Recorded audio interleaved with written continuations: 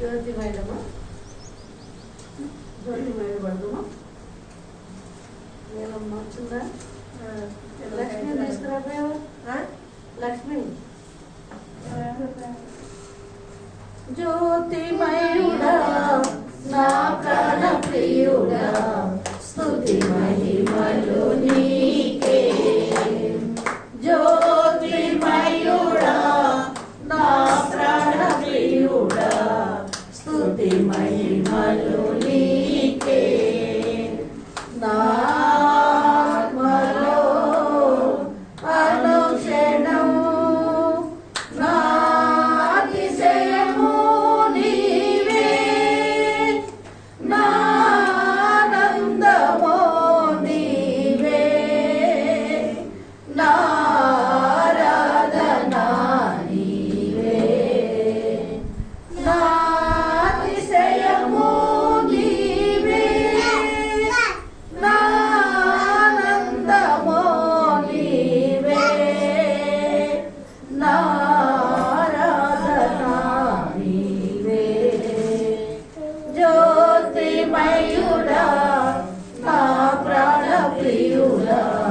స్తుతి మహిమలు నీకే నా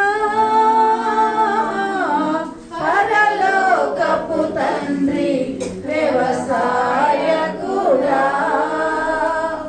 నా పరలోకపు తండ్రి వ్యవసాయకుడా నీ తోటలోని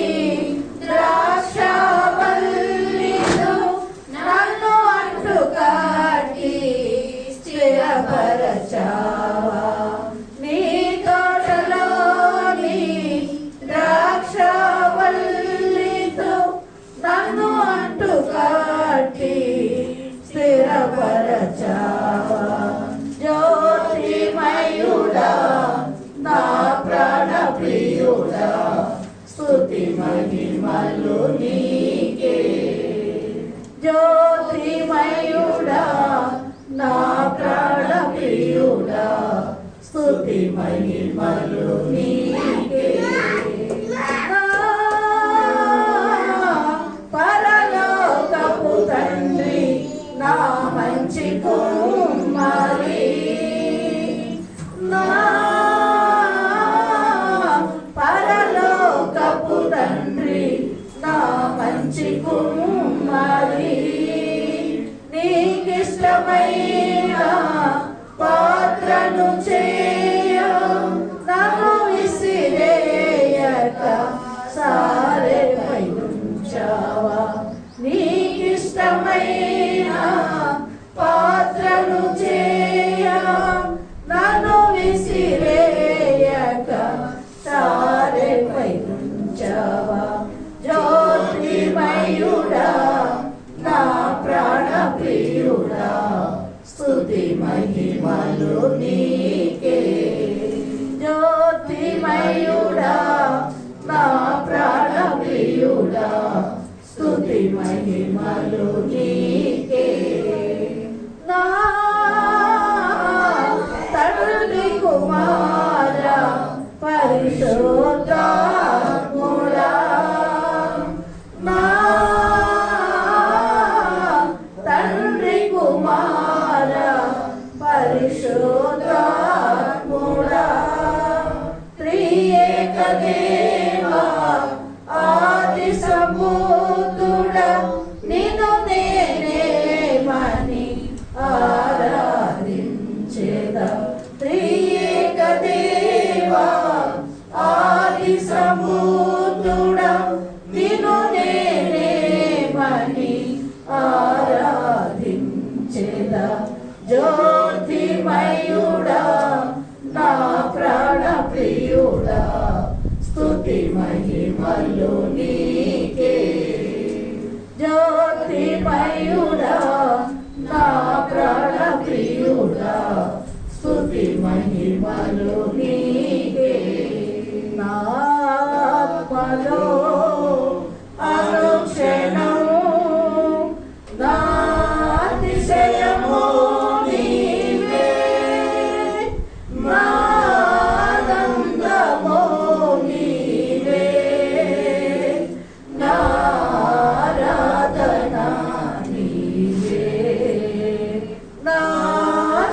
జయము నీవే నా ఆనందము నీవే నా ఆరాధన నీవే జ్యోతిమయుడా నా ప్రాణ ప్రియుడా స్తుతి మహిమలు నీకే జ్యోతిమయుడా నా ప్రాణ ప్రియుడా స్తుతి మహిమలు నీకే హల్లెలూయా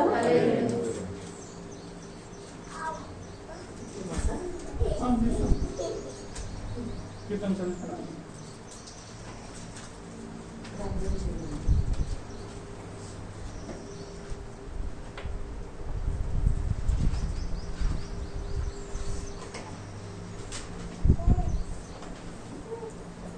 ఎవరైనా ముందుకొచ్చి కాల్ చేస్తారా?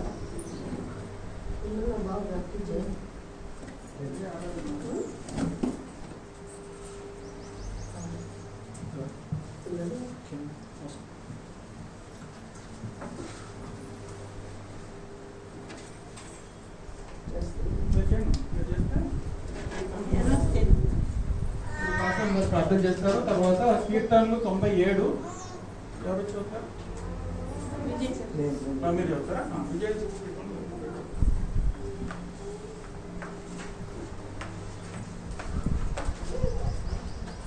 ప్రార్థన చేసుకుందామండి. అందరూ కళ్ళు మూసుకున్నట్లయితే స్తోత్రార్పణమైన మా తండ్రి కరుణమైన మా ప్రభువా మీ ఘనత గల పాదాలకు వేలాది కోట్లాది స్తుతులు వందనాలు చెల్లిస్తున్నాం తండ్రి.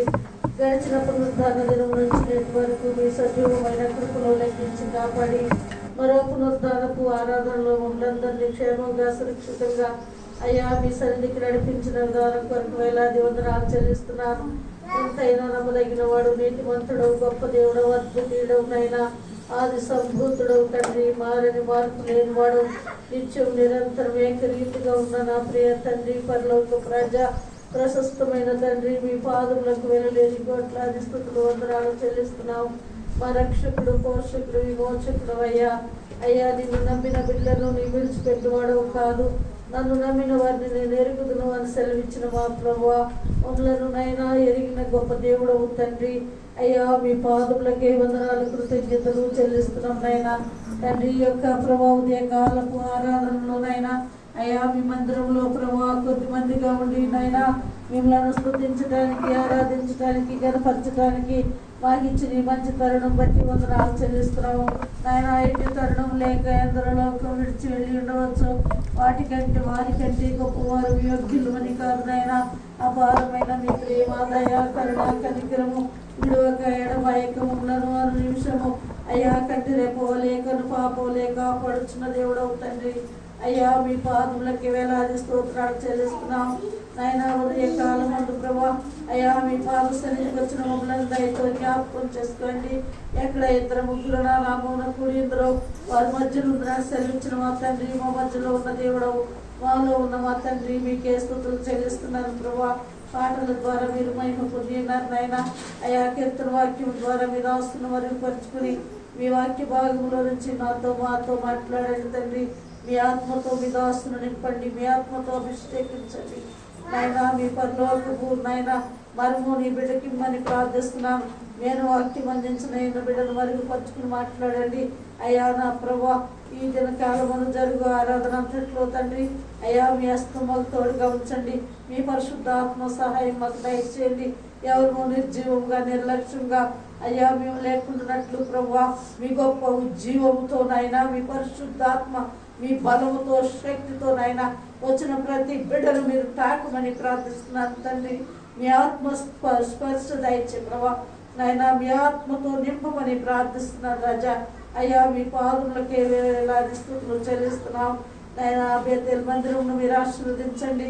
మొన్నటి దినం ప్రభా 2 సంవత్సరాలు నాయన పూర్తి చేసుకుని 3వ సంవత్సరంలోనికి అయా ప్రవేశించడానికి మీ కృప చూపించారు అయా. మీకు వందనాలు చెల్లిస్తున్నాను ప్రభా. అయా 2 సంవత్సరాలు ప్రభా మీరు ఎక్కల నీడన సంఘాన్ని భద్రపరిచారు. సంఘంలో ప్రతి కుటుంబాన్ని మీరు ఆశీర్వదించారు. మీరు కాపాడిన విధానం బట్టి వందనాలు చెల్లిస్తున్నాను తండ్రి. అయ్యా మీకే స్తుతులు వందనాలు చెల్లిస్తున్నాను ప్రభా. నాయన మీ దాసుడు ప్రభా మరి ఈ దినం నాయనమైన వారు వెళ్ళి ఉండగా మీ బిడ్డతో మీ సన్ని తోడుగా ఉంచండి. మీ ఆత్మతో నింపుకుని మీరు వాడుకోండి ప్రభా.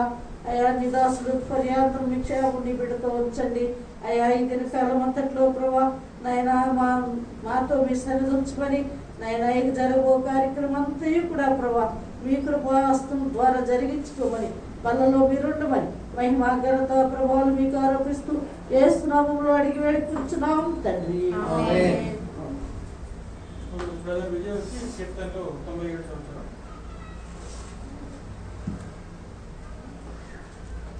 97వ కీర్తన పరిశుద్ధంగా చదువుతాం. ఒక వచనం చదువుతాం.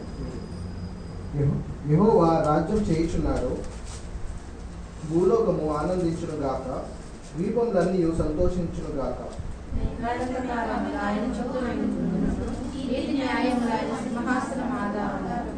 అగ్ని ఆయనకు ముందు నడుచుచున్నది, అది చుట్టూనున్న ఆయన శత్రువులను కాల్చివేయుచున్నది.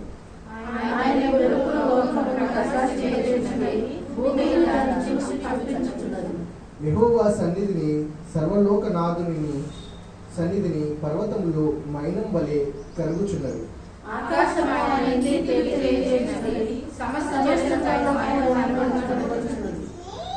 వ్యర్థ విగ్రహమును బట్టి అతిశయపడుచు చెక్కిన ప్రతిమలను పూజించు వారందరూ సిగ్గుపడుదురు. సకల దేవతలు ఆయనకు నమస్కారం చేయను.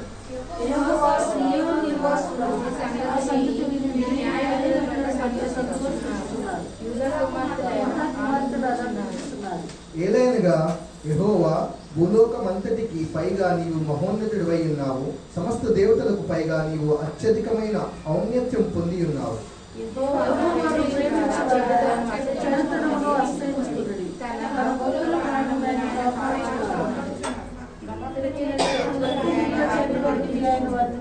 నీతిమంతుల కొరకు వెలుగును, యథార్థ హృదయుల కొరకు ఆనందమును వ్యక్తపడి ఉన్నవి.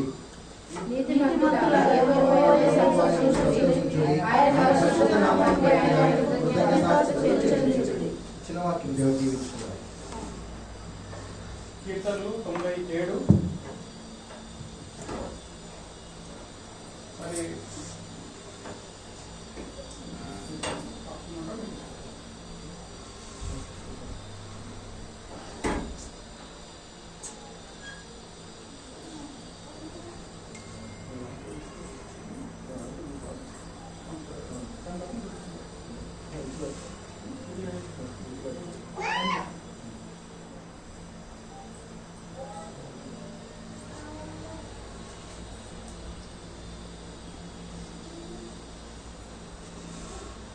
మరి యెహోవా రాజ్యం చేయుచున్నాడు, భూలోకమును ఆనందించును గాక, ద్వీపములన్నీ సంతోషించును గాక. ఇంగ్లీష్ ఏముందంటే the Lord reigns, may the earth rejoice, may the multitude of islands be glad. అయితే దేవుడు మరి సృష్టి స్టార్ట్ చేసినప్పటి నుంచి, క్రియేషన్ చేసినప్పటి నుంచి కూడా ఇప్పుడు దాకా కూడా ఆయన పరిపాలిస్తున్నాడు. అంటే ఆయన కంట్రోల్లో ఉన్నాడు. క్రియేషన్ స్టార్ట్ అయినప్పటి నుంచి ఇప్పుడు దాకా కూడా ఆయన మరి మొత్తం క్రియేషన్ ఆయన కంట్రోల్లో పెట్టుకున్నాడు. భూమిని క్రియేట్ చేశాడు, మరి భూమి మీద ఉన్న మనందరినీ క్రియేట్ చేశాడు. క్రియేట్ చేసినప్పటి నుంచి ఇప్పుడు దాకా కూడా ఆయన కంట్రోల్లో పెట్టుకున్నాడు. ఏంటి కంట్రోల్లో పెట్టుకున్నాడు? క్రియేషన్ ని.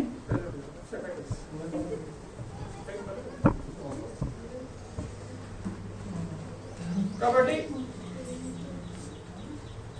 క్రియేషన్ అంతా కూడా, సృష్టిని అంతా కూడా ఆయన ఆధీనంలో పెట్టుకున్నాడు, కంట్రోల్లో పెట్టుకున్నాడు. ఈ విషయాన్ని చాలా సార్లు మనము మర్చిపోతూ ఉంటాం. అంటే దేవుడు క్రియేట్ చేశాడు అంతవరకే పెట్టుకుంటాం, కానీ దేవుడు మనల్ని కూడా క్రియేట్ చేసిన విషయాన్ని మనం మర్చిపోతూ ఉంటాం. మనల్ని అందరినీ కూడా ఆయన క్రియేట్ చేశాడు. అయితే ఎవరైతే యేసుని క్రీస్తుగా అంగీకరిస్తారో, ఎవరైతే వాక్యానుసారంగా నడుచుకుంటారో వాళ్ళు మాత్రమే ఆ యొక్క సత్యాన్ని గ్రహించి ఆనందంగా ఉంటారు. హ్యాపీనెస్ ఎప్పుడు వస్తుందంటే దేవుడే క్రియేషన్ చేశాడు, దేవుడే నన్ను సృష్టించాడు అని చెప్పిన అన్న ఆ యొక్క సత్యాన్ని గ్రహించినప్పుడు, యేసుని క్రీస్తుగా అంగీకరించినప్పుడు, ఆయన ఆరాధించినప్పుడే మనకి కావాల్సిన సంతోషాన్ని మనం పొందగలం. అయితే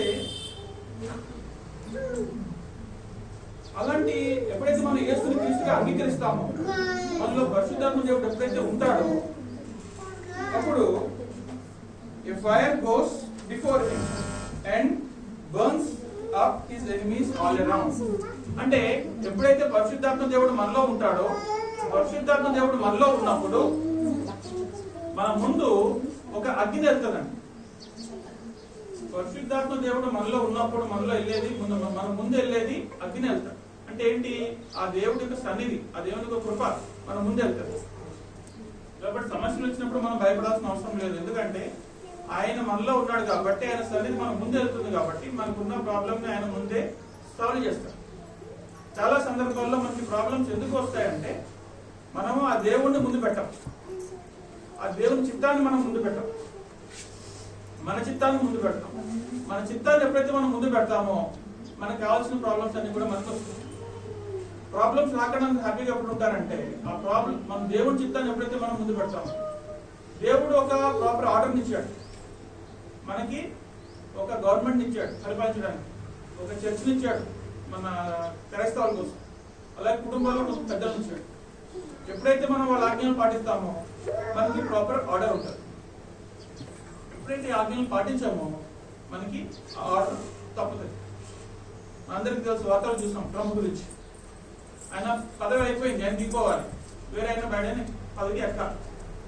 మరి ఆయన సూయి పడ్డాడో లేకపోతే ఆయన కావాలని పంపించాడో, వైట్ హౌస్ మీద మనుషులు వచ్చి దాడి చేశాడు. అంటే ఒక సంఘం మీదకి దాడి చేయడం మనకు అర్థమైన భాషలో, మన చర్చ ఉంది అనుకోండి, 10 మంది నుంచి మన చర్చకు వచ్చారనుకోండి దాడి చేయడానికి, అది ప్రాపర్ ఆర్డర్ కాదు. ఇప్పుడు చూసే వార్తలు అదే చూస్తుంది, 10 మంది వెళ్ళి వైట్ హౌస్ మీద దాడి చేస్తారు. అంటే అమెరికా గవర్నమెంట్ వైట్ హౌస్ అంటే ఎంత సెక్యూరిటీ ఉండాలి, లేకుండా అంటే సాతాను క్రియలు అట్లా ఉంటాయి. డిజార్డర్ క్రియేట్ చేస్తారు. సాతానికి కావాల్సిన డిజార్డర్, దేవుడికి కావాల్సింది ఆర్డర్. సరే, మన వార్తలు చూసాం, ఆయన ఇంక్రీజ్ చేశారు, బయట నుంచి ఆయన చేయాల్సిన ప్రారంభం ఆయన 20 తారీఖు నుంచి ఆయన మొదలు పెడతారు. అయితే పరిశుద్ధాత్మ దేవుడు ఎప్పుడైతే మనలో ఉంటాడో, మనం ఆయన చిత్తానుసారంగా మనం వెళ్తాం. తర్వాత 7th వర్స్ చూసినట్లయితే, వ్యర్థమైన విగ్రహాలను మనము ఏం చేయకూడదు, వాటిని పూజించకూడదు. చదువుతారండి 7th వర్స్. వ్యర్థ విగ్రహములను బట్టి అతిశయపడుచు ప్రతిమలను పూజించే వారందరూ సిగ్గుపడదు. కాబట్టి దేవతలు నమస్కారం. కాబట్టి ఎవరైతే విగ్రహాలను పూజిస్తారో, విగ్రహాలు ఎన్ని ఉన్నాయి మనకి, ఇంతకు చాలాసార్లు విగ్రహాల గురించి చెప్తాను వచ్చాను. విగ్రహాలు చేతితో తయారు చేసిన విగ్రహాలు కావచ్చు, లేకపోతే కొన్నిసార్లు మనుషులు మన విగ్రహాలు కావచ్చు. ఎప్పుడైతే ఆ విగ్రహానికి మనము కన్ఫర్మ్ అయి ఉంటామో, ఆ విగ్రహాలకే మనం ఆధారపడి ఉంటామో, ఆ విగ్రహాల మీద డిపెండ్ అయినప్పుడు దేవునికి దేవుడి సన్నిధికి మనము దూరం అవుతాము. దేవునికి దేవుడి సన్నిధికి మనం దూరం అవుతాము. అప్పుడు దేవుడు లేకపోతే అవుతారండి మన కాబట్టి దేవుడు అక్కడ దేవుడు కాబట్టి సాతాను కాదు, దేవుడు కాబట్టి ఎవరు ఉండరు. కాకపోతే మనలో పరిశుద్ధాత్మ దేవుడు లేకపోతే సాతాను వస్తారు. దేవుడు కాబట్టి దేవుడికి కంపారిజన్ కానీ పోలికని ఎవరు ఉండరు. And only God, powerful God, mighty God. ఇంకా ఎలాంటి దేవుడు ఈ లోకంలో దేవుళ్ళని ఎలాంటి కాను అన్ని కూడా అవి నథింగ్, అవి ముందు నథింగ్. తర్వాత కాబట్టి ఇక్కడ 10th వర్స్ చాలా ఇంపార్టెంట్ వర్స్. యెహోవాను ప్రేమించు వారలారా చెడుతనమును అసహించుకొనుడి, తన భక్తుల ప్రాణములను ఆయన కాపాడుచున్నాడు. భక్తిహీనుల చేతిలో నుండి ఆయన వారిని విడిపించును.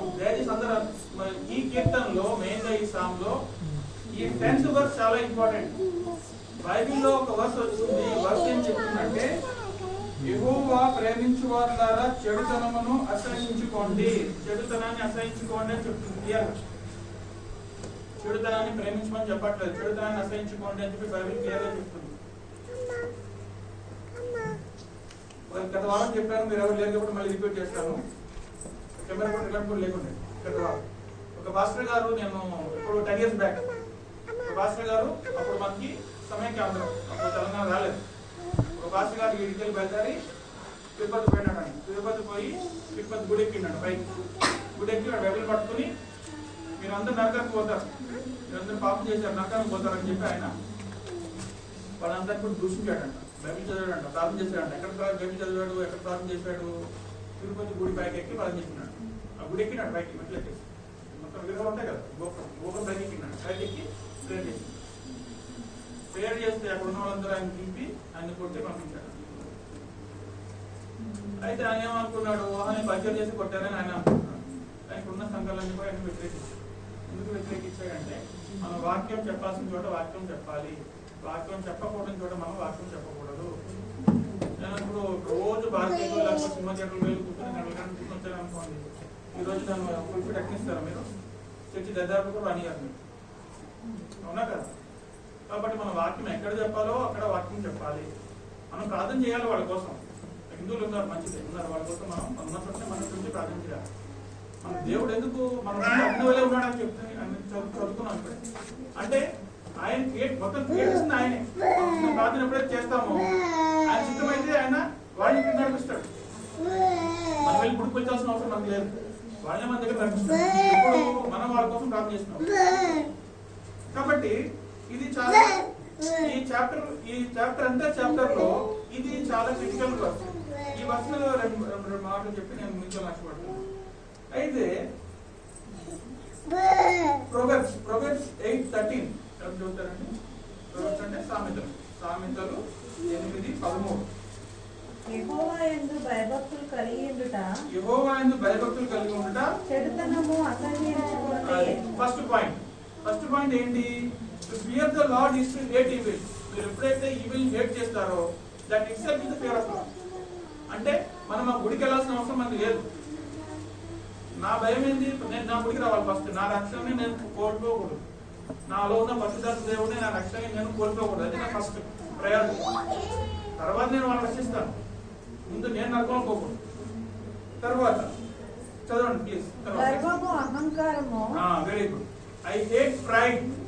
ఎవరు? దేవునికి ప్రైడ్ అంటే ఆయనకి ఇష్టం లేదు. ఐ హేట్ అని ఇంగ్లీష్ లో. తర్వాత దుర్మార్గత, కుటిలమైన మాటలు నాకు అసహ్యములు. కుటిలమైన మాటలు, దుర్మార్గత, arrogance, evil behavior, perverse speech. మన మాటలు ఎప్పుడైతే మనం మాటలైతే మాట్లాడుతున్నామో ఈ మాటలన్నీ కూడా మనకి బ్రెయిన్ ఎఫెక్టెడ్. మన బ్రెయిన్ నుంచి నర్వస్ సిస్టమ్ కింద ఎఫెక్టెడ్. చాలా మంది నేను చెప్పుకుంటాను అంటాను తగ్గిపెట్టలేదు. కొంతమంది హాస్పిటల్లో మొత్తం డ్రాప్ చేసుకుని చచ్చిపోవడం వెళ్ళిపోతారు. ఇవన్నీ మనం చూస్తూ ఉంటామండి. మెడికల్ గా కూడా మన నోట్లో చేయడానికి వెళ్తుందో అది బ్రెయిన్ నుంచి రికార్డ్ అయినప్పుడు అది నర్వస్ సిస్టమ్.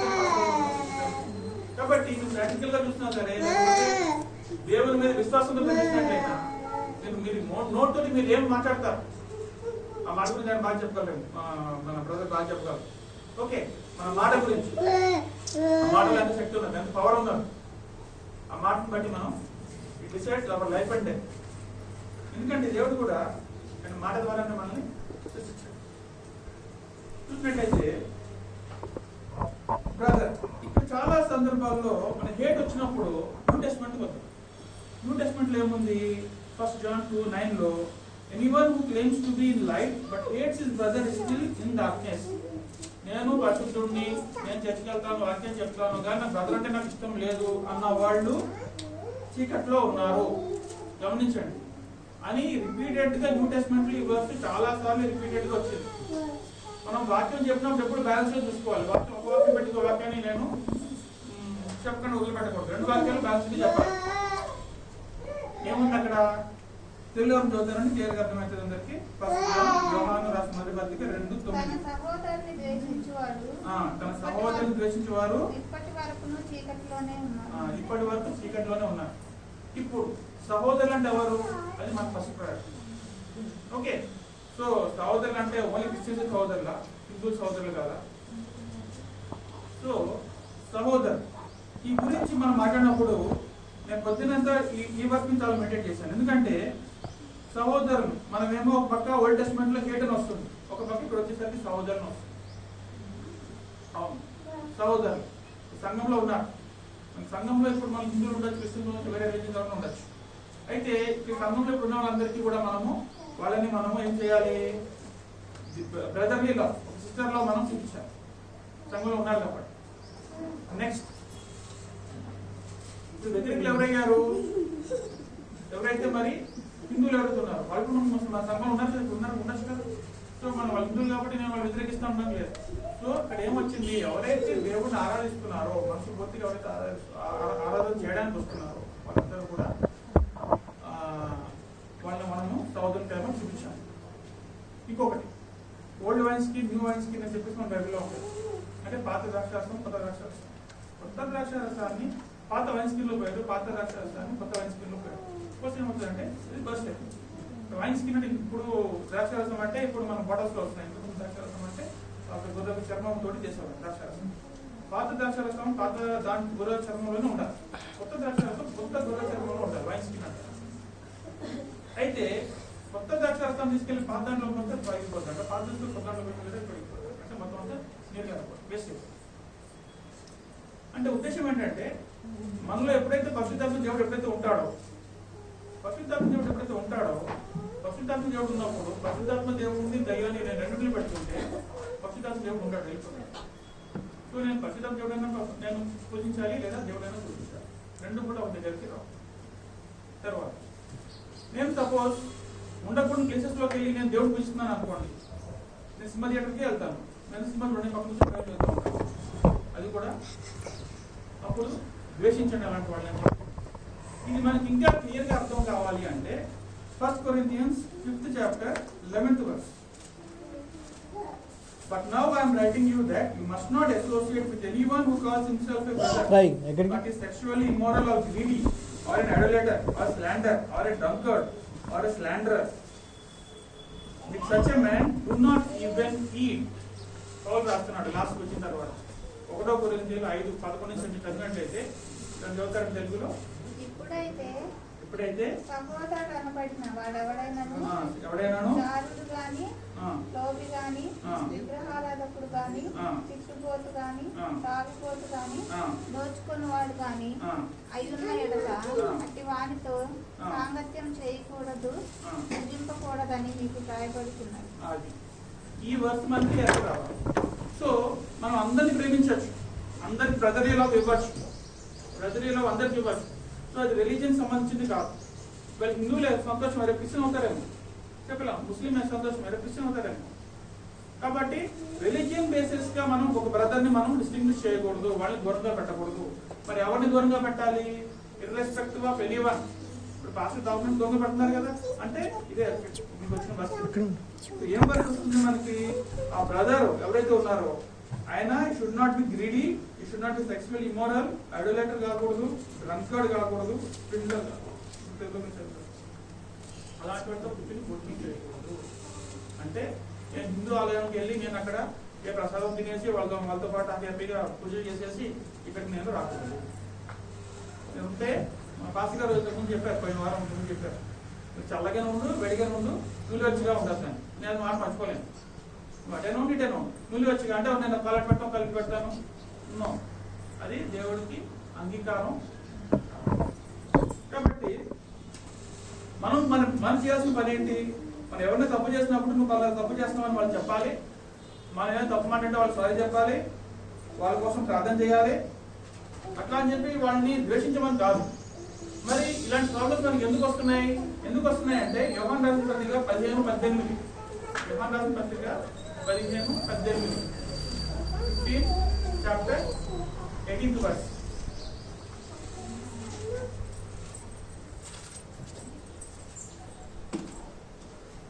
లోకమును ద్వేషించిన ఎడల మీకంటే ముందుగా నన్ను ద్వేషించనని మీరు ఎరుగుదురు. If the world hates you, know that it has hated me before. It hated you. కాబట్టి లోకం మనల్ని ద్వేషిస్తుంది. ఒక పాస్టర్ని లోకం ద్వేషిస్తుంది, ఒక క్రైస్తవుల్ని పాస్టర్ ద్వేషిస్తుంది. రెగ్యులర్ చర్చ్కి వస్తున్నా అంటే ద్వేషిస్తుంది. ఎవరు ద్వేషిస్తారు? లోకం ద్వేషిస్తారు. ఎందుకు ద్వేషిస్తుంది లోకము? ఎందుకంటే వరల్డ్ హేటెడ్ జీసస్ క్రైస్ట్, యేసుక్రీస్తు ప్రభువారిని ఈ లోకము ద్వేషించింది. కాబట్టి మొట్టమొదటి ఎవరు ద్వేషించింది? లోకము జీసస్ క్రైస్ట్. ఈ మాట నాకు చెప్పింది ఎవరు? జీసస్ క్రైస్ట్ చెప్పినారు. దేవుడు చెప్తున్నాడు. దేవుడు చెప్పే మాటలు ఏంటి? జీసస్ క్రైస్ట్ ని దర్శించిందంట లోకం. అంటే ఇమాజిన్ చేసుకుని ఆయన అలోన్ గా ఉన్నాడు, ఆయనకి మనలాగా సపోర్ట్ లేరు, ఆయన అలోన్ గా ఉన్నాడు, మొత్తం ద్వేషిస్తున్నారు. ఆయన ఏమంటున్నాడు? నన్ను ద్వేషించింది కాబట్టి మిమ్మల్ని ద్వేషిస్తారు. ఎవరు ద్వేషించే వాళ్ళు ఎవరు? ఎవరైతే బ్రదర్స్ కారు మనకు. ఎవరు బ్రదర్స్ కారు? పత్రికలో మనం చదివాం, పత్రికలు 5:11. వాళ్ళు ఎవరైతే ఉన్నారో, ఎవరైతే అటువైపు ఉంటారో వాళ్ళందరూ కూడా మనల్ని ద్వేషిస్తారు. ఎందుకు ద్వేషిస్తారు? చేసుకుని ద్వేషించారు కాబట్టి వెలుగు చీకటికి పొందన ఉండదు. తర్వాత ప్రొవర్బ్స్, సామెతలు 6:16-19 వరకు. అయితే ఇందులో ఏముందంటే, there are 6 things the Lord hates, 7 that are detestable to him. ఏంటవి? అంటీ ఐస్, మన కన్నులు అంటీ ఐస్. తెలుగు చదువుతారంటే అది వాక్యము. ప్రొవర్బ్స్ అంటే సామెతలు 6:16. అంటీ ఐస్ అంట. తర్వాత లయింగ్ టంగ్, అబద్ధాలు చెప్పే నాలుక. తర్వాత hands that shed innocent blood, అంటే ఈ ఇతరులు చంపడానికి వెనకాడకుండా త్వరబడే వెళ్ళే చేతులు. తర్వాత a heart that devises wicked schemes, హృదయంలో వికెట్ స్కీమ్స్ ఎవరైతే డివైస్ చేస్తారో, అవతలను ఎలా నాశనం చేయాలి ఎవరైతే డివైస్ చేస్తారో. తర్వాత feet that are quick to rush to evil, మనము చెడు చేయడానికి మన పాత్రలు పరిగెడతాయంట. సినిమా చూడండి, వాళ్ళు పరిగెడతారు టికెట్ కొనడానికి. మామూలుగా చర్చ్ పెట్టుకుని ఇలా దీర్ఘంగా రారు, కూర్చుంటారు. ఊరికి గంటలు కూర్చుంటారు. అది హిందూ టెంపుల్స్ గంటలు కూర్చుంటారు. అంటే quick to rush to do evil, చెడు తనం చేయడానికి రెడీ, పరిగెట్టడానికి రెడీగా ఉంటారు. తర్వాత ఫాల్స్ విట్నెస్ కోసం లైఫ్, అబద్ధ సాక్ష్యాలు. తర్వాత మ్యాన్ హూ సిస్టమ్స్ గొడవలు, ఇద్దరు సోదరుల మధ్య గొడవలు పెట్టారు. ఇలాంటి వాళ్ళందరూ కూడా దేవునికి అసహ్యం. యెహోవా దేవునికి అసహ్యం, దేవుడికి అసహ్యులు. దేవుడు అసహించుకుంటున్నాడు, మనుషులు కాదు, నేను కాదు. వాక్యం ఏం చెప్తుంది? ఇలాంటి పనులు ఎవరైతే చేస్తారో వాళ్ళని దేవుడు అసహించుకుంటున్నాడు.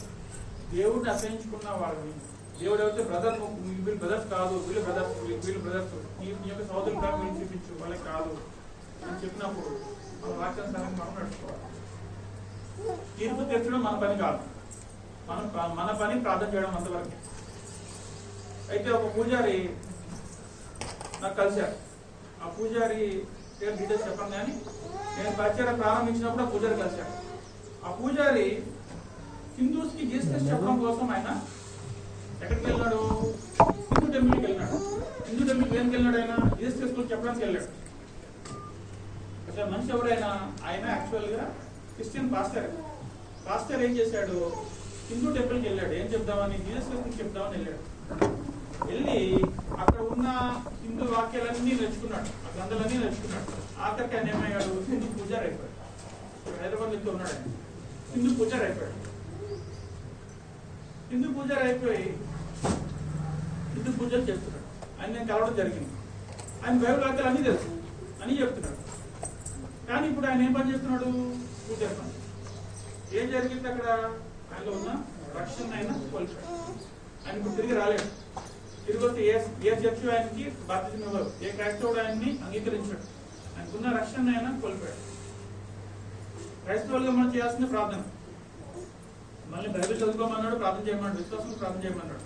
కొండలు చదువుతారన్నాడు. నువ్వు వెళ్ళి కొండలు రాయితో కొండలు కొట్టని చెప్పలేదు. నువ్వు ప్రార్థన చేయని కొండల్ని కలుస్తా అని చెప్పి ఆయన చెప్పిన మాట. కానీ చాలా సందర్భాల్లో మనం ఏం చేస్తామంటే, సృష్టికర్తని మనం పక్కన పెట్టి మన చేతులతో మన కొండలు కొట్టడానికి మనం ప్రయత్నిస్తాం. కాబట్టి ఇప్పుడున్న సమస్యలన్నింటినీ కూడా కారణం ఏంటంటే, మన దేవుని చిత్తం కాకుండా మన చిత్తం మనం ఎప్పుడైతే వెళ్తామో, దేవుడు పెట్టిన ఆర్డర్ కాకుండా మనం పెట్టిన ఆర్డర్లో మనం ఎప్పుడైతే వెళ్తామో అప్పుడే మనకు వచ్చే ప్రమోషన్ కూడా మనకు. ఎప్పుడైతే మనం వెళ్ళకుండా ప్లేస్కి వెళ్తామో, ఏ ఫెలోషిప్లో ఉండకూడదు ఆ ఫెలోషిప్లోకి వెళ్తామో అప్పుడే మనకి ప్రమోషన్ వస్తుంది. బైబిల్ ఏముందంటే, do not sin in your anger. నీ కోపంలో నువ్వు పాపం చేయడు. నీకు చేసే పాపాలన్నీ కూడా కోపంలో చేసిన పాపాలు. సో సాతాను ఏం చేస్తాడంటే కోపం కలిగిస్తాడు. కోపంలో నువ్వేం చేస్తున్నావు? వెళ్ళి అప్పుడు దాకా నీతిమంతులు వాళ్ళమే మనం వెళ్ళి పాపం చేస్తాం.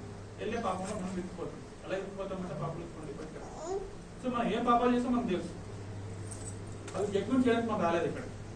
అయితే దేవుడు ఏంటంటే, కృపా సమయం ఉన్నాం కాబట్టి, ఆయన సమయం ఇస్తున్నాడు కాబట్టి మనం ఆ పాపాన్ని విడిచిపెట్టి దేవాన్ని చిత్తాన్ని మేము లోపడి ఉంటామని చెప్పి దేని చిత్తాన్ని మనం లోపడి ఉంటే ఆయన మనకు క్లీన్ చేసి మేలు చేసే దేవుడే కానీ క్లీన్ చేసే దేవుడు ఆయన. ఒకటి ప్రార్థన చేస్తున్నాం. మా పట్ల తండ్రి కృపను నైనానికి వేళ స్తోత్రం తెలుసుకున్నాం తండ్రి. ఈ సమయాన్ని మీరు మాకు ఇచ్చినందుకు నైనానికి వేళ స్తోత్రం తెలుసుకున్నాం. ఈ వాక్యం ద్వారా ఇక్కడ వచ్చిన బిడ్డలందరితో మీరు మాట్లాడుతూ ఆశపడుతున్నాం. ప్రభా మీరు ఈ ఆరాధన కార్యక్రమం అంతా మీరు మాతో పాటు ఉండండి, వాళ్ళలో మీరు మాతో పాటు ఉండండి. అలాగే ప్రభా మెయిన్ మెసేజ్ ఇవ్వడానికి పంపించాల్సిందిగా పదతో పాటు మీరు వాక్యం ద్వారా మా అందరితో పాటు మాట్లాడమని, మాకు కావాల్సిన ఆత్మీయ జ్ఞానాన్ని బలాన్ని ధైర్యాన్ని అనుగ్రహించమని యేసు నామములో తీసుకొచ్చినట్టు తండ్రి. ఆమేన్. ఇప్పుడు ఆరాధన సమయం మరి ఏమైనా స్పెషల్ సాంగ్స్ ఏమైనా ఉంటే రెక్కలతో నేను కప్పును, ఆయన రెక్కలతో నాకు ఆశయము కలుగును. సత్యము కేడమును డాలునే ఉన్నది. రాతి వేళ కలుగు బాణకైనను, పగటి వేళ ఎగురు బాణముకైనను, చీకటి చేయించి తెగులకైనను, మధ్య పాడ్చే రోగములకైనను నీవు భయపడకుందువు. నీ పక్కన 1000 మంది పడినను, నీ గుడి పక్కన 10,000 మంది కూలినను, అపాయము నీ ఎదుకు రాదు. నీవు కనులారా చూచుచున్నగా భక్తిహీనులకు ప్రతిఫలము కలుగును. యెహోవా నీవే నా ఆశయము అని నీవు మహోన్నతుడైన దేవుణ్ణి నివాస స్థలముగా చేసి కూడి ఉన్నావు. నీకు ఏ అపాయము రాదు, ఏ తెగులను నీవు రంగు సమీపించదు.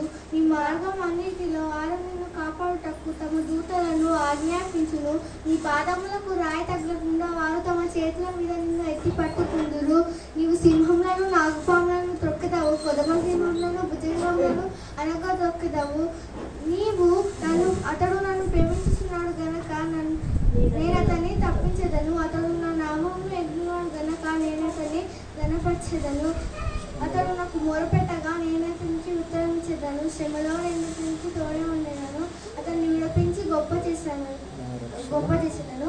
దీర్ఘాయు చేత అతన్ని గుర్తుపరచెదను. నా రక్షణ అతనికి చూపించెదను.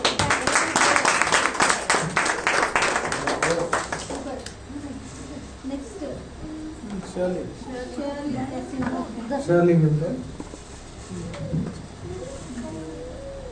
స్టేజ్ పైన మహోన్నతిని చాటును నివసించేవాడు, సర్వశక్తి నీడను విశ్రమించేవాడు. ఆయనే నా కోట, నా ఆశ, నేను నమ్ముకున్న దైవమే చెప్పుచున్నాను. ఎదకాని నాశనం దేవుడు కాకును అన్న కాపాడు. నా రెక్కలతో నిన్ను కప్పును, అన్న రెక్కలు చిన్న నీకు ఆశం కను. ఆయన సత్యము కేడము రాదే ఉన్నది. ఆశమైన బండను అవుతున్న చీకట్లో సంచరించి గులకైనను, మధ్యాహ్నం పాడు చేరవైనను నీ భయపడకు. నీ ప్రక్కన 1000 మంది పడినా, నీ కుడి ప్రక్కన 10,000 కూడినను అపాయం ఏమీ రాదు. నీ కండారు చూచిన భక్తిహీనుల ప్రతిఫలం కలుగును. యెహోవా నీవే నా ఆశ, మహోన్నతుడైన దేవుడు నీకు నివాసంగా చేసుకొని ఉన్నావు. నీకు అపాయం ఏమీ రాదు, ఏ తెగులు నీ గుడారం సమీపించదు. నీ మార్గం నన్నిట్లో నిన్ను కాపాడు. నన్ను గూర్చి తన దూతలకు ఆజ్ఞాపించును. ఈ పాదముకు రాయి తగలకుండా ఎక్కి పట్టుకోవడం. నీ సింహము నాను త్రొక్కెదవు, కొదమ సింహం భుజంగ మీద అనగా త్రొక్కెదవు. అతను ప్రేమించి చిన్నావు, అతను తప్పించడు. అతను నా నామం ఎరిగిన వాగ్దానం అతను తప్పించను. అతను విడిపించి అతను గొప్ప చేసేదను. దేవా చేత అతను తృప్తిపరచదను. నా రక్షణ అతను చూపించదను.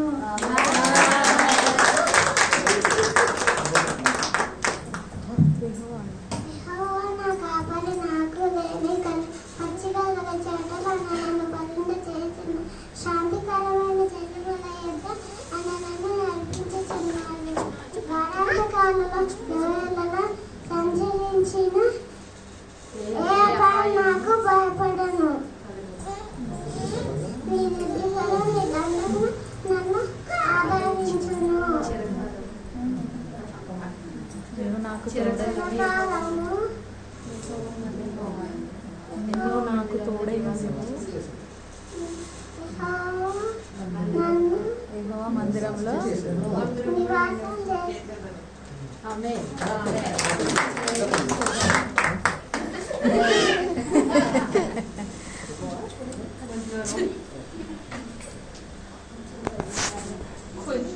ఇంకెవరైనా ప్రత్యేకమైన స్పెషల్ సాంగ్స్ పాడడానికి సిద్ధంగా ఉంటే ముందుకు వచ్చి పాడొచ్చు. లేదంటే మరి మెయిన్ మెసేజ్ చెప్పడానికి మరి పాస్టర్ గారు సిద్ధంగా ఉన్నారు. పాడదామా?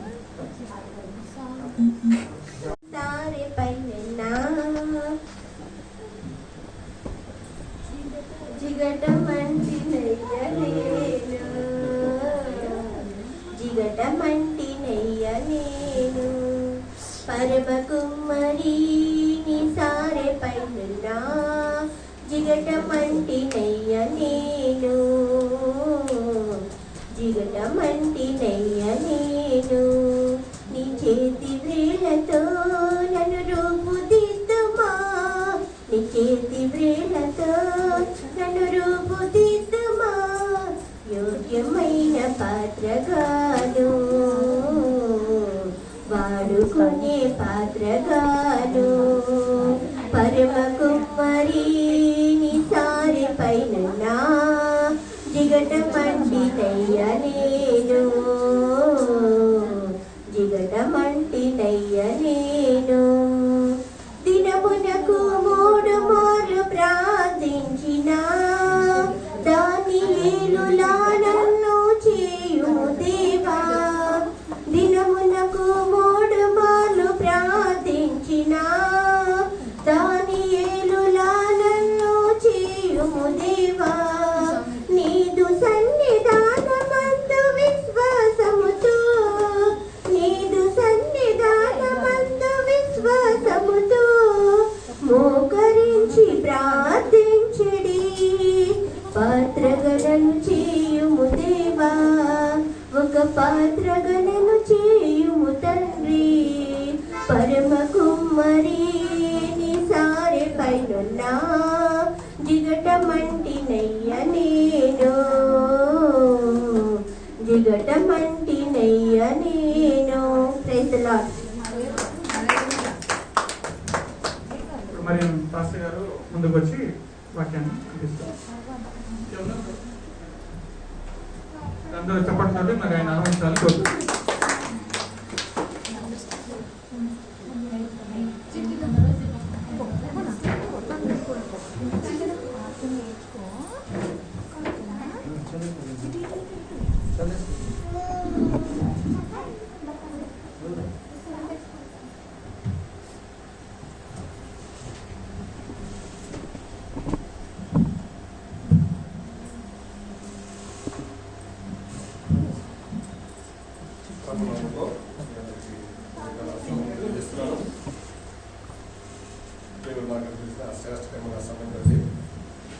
మనం చూపించబోతున్నాం.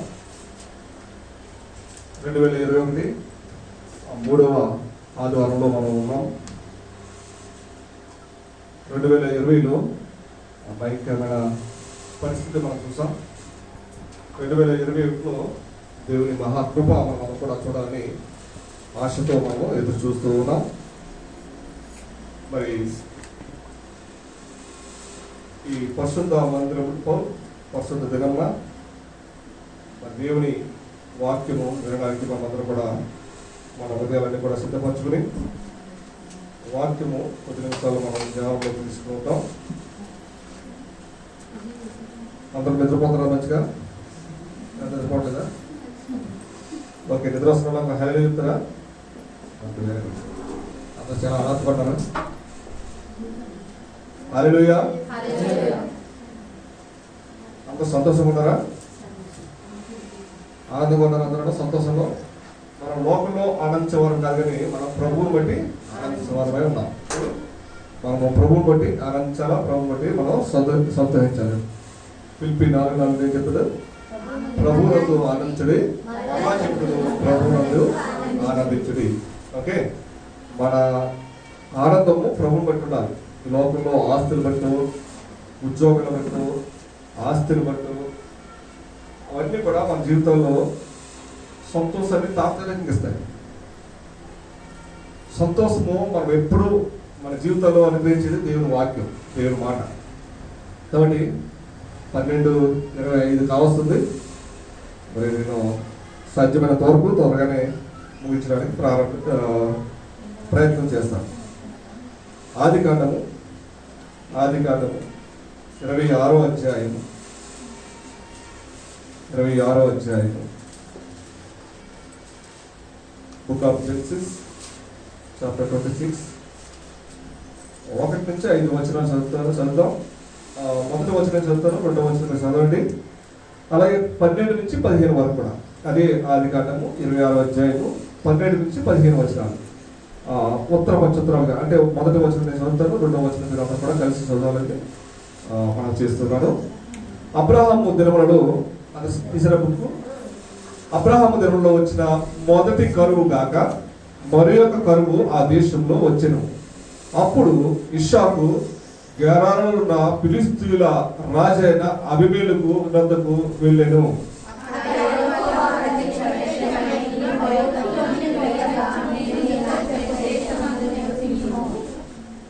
ఈ దేశమందు పరమేశ్వరై యుద్ధము, నేను నీకు తోడయుండి నిన్ను ఆశీర్వదించెదను.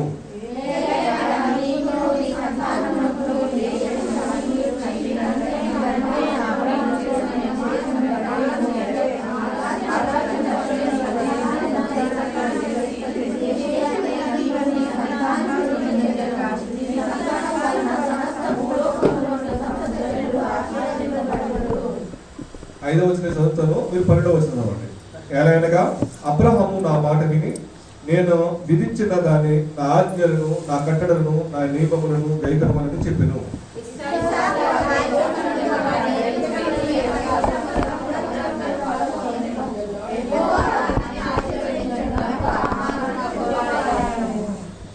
అతడు మిక్కిలి గొప్పవాడు వరకు క్రమక్రమంగా అభివృద్ధి పొందుతూ వచ్చెను.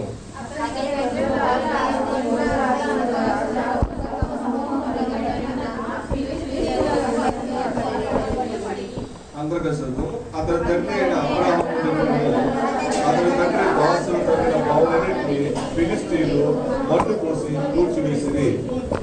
చిన్న ప్రార్థన చేసుకుందాం. పరిశుద్ధులు మా తండ్రి, మీకు వందనాలు స్తోత్రాలు చెల్లిస్తూ ఉన్నాను. మీ పక్షంగా నిలబడిన నేను వంటివాడను, ఏమి మాట్లాడడం చేతనవాడు ప్రభు, నోటి మాధ్యం గలవాడిని. మీ పరిశుద్ధ ఆత్మతో నింపండి. మీ వాక్యంలోని సత్యాలు మర్మాలు బోధించి మా ఆధ్యాత్మిక జీవితాన్ని ప్రభా తెప్పలా చేయమని ప్రార్థిస్తూ ఉన్నాను. కాస్త ప్రభావ మీరు మాట్లాడండి, మేము బ్రతుకుతాం ఆయన. మీ మాట మమ్మల్ని బ్రతికిస్తుంది ఆయన, మాకు జీవాన్ని ఇస్తుంది ఆయన. ప్రభావ మీ మాట చేత మమ్మల్ని తృప్తిపరిచి నుంచి పంపించమని ప్రార్థిస్తున్నాను. నన్ను ప్రభావ మీ సిలువను మరుగు చేసి మీ స్వరాన్ని బయటపరచండి ఆయన. మీరు మాట్లాడితే ప్రభావ మేము బ్రతుకుతాం ఆయన. మీరు మాట్లాడితే ప్రభావ మేము వింటాం ఆయన.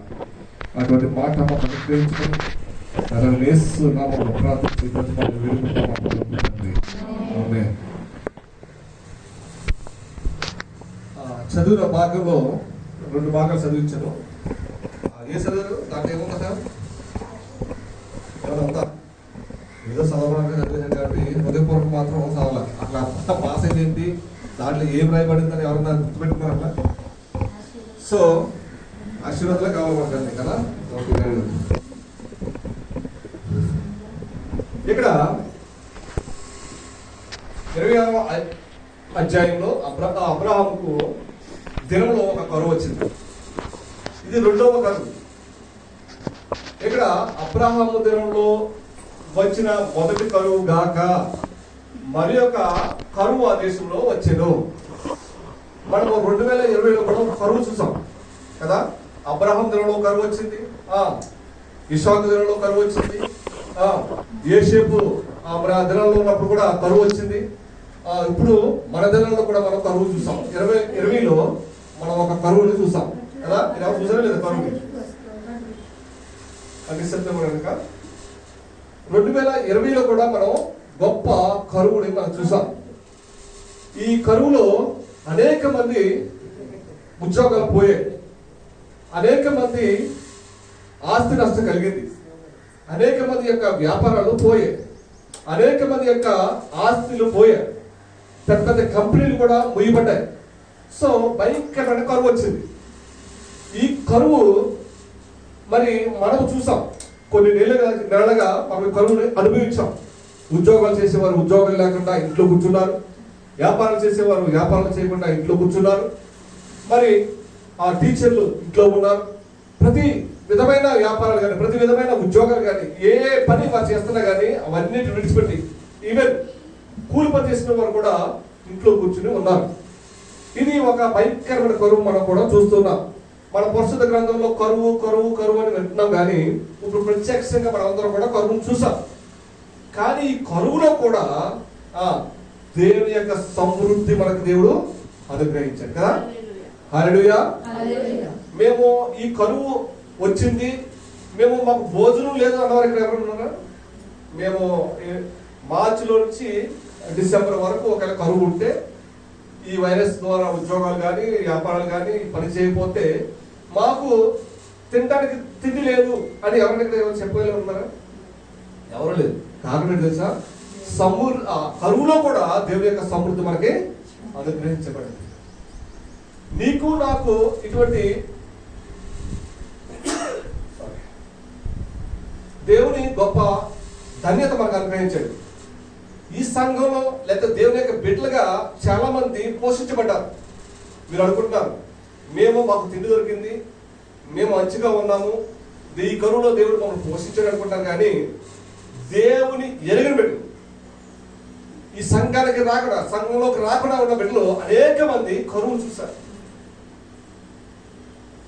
చాలా మంది విశ్వాసులు లేక అనేక మంది భక్తులు ఆహారాన్ని పంచారు. అనేక మంది సేవకులు ఆహారాన్ని పంచిపెట్టారు. మరి నిజంగా మరి కరువు లేకపోతే ఎందుకు ఆహారం పంచిపెడతారు?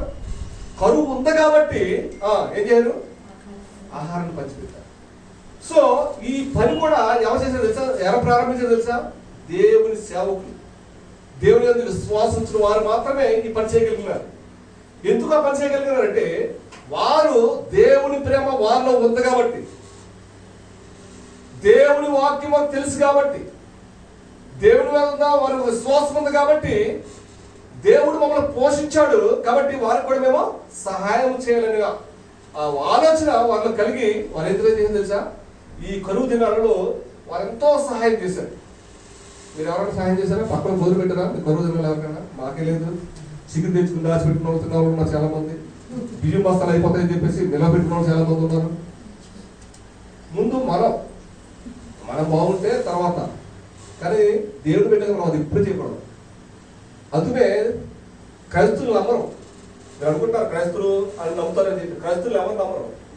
మీరు బయటకు వెళ్ళి చూస్తే మనకంటే పుణ్యకార్యాలు చాలా మంది ఎక్కువ చేస్తారు. మన దేవుడు మన సెల్ఫిష్ అంటే స్వార్థం. ముందు మనం ఉండాలా, మనం బాగుపడాలా, మనకు ఉండాలి తిండి, అప్పుడు మనకు ఉంటే అప్పుడు పెడతాం. కాబట్టి క్రైస్తవులు ఎవరు నమ్మడం లేదు, విశ్వసించడం లేదు, ప్రార్థన రావడం లేదు, వాక్యం వింటలేదు, లేదా దేవుని యొక్క బదులు రావడం కారణం తెలుసా? మన ప్రవర్తన కట్టలేదు. సో ఈ కరువు దినాల్లో మరి అనేక మంది హిందువులు కూడా చేశారు, హైందువులు చేశారు, దేవుని ఎరని పెట్టి కూడా సహాయం చేశారు. కానీ మనము దేవుని వాక్యం తెలిసిన మనమందరం కూడా ఏం చేయాలి తెలుసా? సహాయం చేసే మనసు మనలో ఉన్నారు. సో ఇక్కడ 26వ అధ్యాయంలో మనం చూస్తే, ఆది కాండము 26వ అధ్యాయంలో అబ్రహాము దినంలో వచ్చిన మొదటి కరువు గాక మరి యొక్క కరువు ఆ దేశంలో వచ్చెను. అబ్రహాము దినంలో కరువు వచ్చింది. అబ్రహాము ఎవరండి? ఇస్సాకు తండ్రి. ఇప్పుడు తండ్రి కాలంలో కరువు వచ్చింది, కుమారుడి కాలంలో కూడా ఏమొచ్చిందట? కరువు వచ్చింది. ఇప్పుడు మన దినాల్లో కూడా ఏమొచ్చింది? కరువు వచ్చింది. ఇక్కడ అబ్రహాము దినంలో వచ్చిన మొదటి కరువు గాక, మొదటి కరువు ఇప్పుడు అబ్రహాము దినంలో వచ్చింది మొదటి కరువు. ఇప్పుడు ఆఖరి కరువు అనుకుంటారు. కాదు, ఇంకా రాబోతున్నాయి. 2020 అయిపోయింది, కరువులన్నీ అయిపోయి మళ్ళీ 21-22 వచ్చేసింది. మేమందరం మంచి ఉండిపోయాం, మాకు దీవులు వచ్చేస్తాయి, ఆశలు వచ్చేస్తాయి, మాస్ మేము సంపాదించుకుంటాం, మళ్ళీ మాకు వచ్చేస్తారని చాలా మంది ఆ 2021 మీద ఎంతో హోప్ పెట్టుకుని ఉన్నారు, ఆశతో ఉన్నారు. కానీ ప్రకటన గ్రంథం చదివితే మాత్రం ప్రకటన గ్రంథం ఏం బోధిస్తుందంటే రాబోయే దినాలు ఇంకా భయంకరంగా రాబోతున్నాయి. సో సరే, మనం ఈ కరువు గురించి మాట్లాడుతున్నాం కాబట్టి ఇక్కడ కరువులో ఇక్కడ ఒక వ్యక్తి 100 ఫలం పొందాడు. ఆ వ్యక్తి గురించి మనం ధ్యానించిపోతున్నాం. సో ఇక్కడ అబ్రహాము దినాలు ఏమొచ్చిందట? కరువు వచ్చింది. రెండవది ఎవరి కాలంలో వచ్చింది? ఇస్సాకు కాలంలో కూడా కరువు వచ్చింది.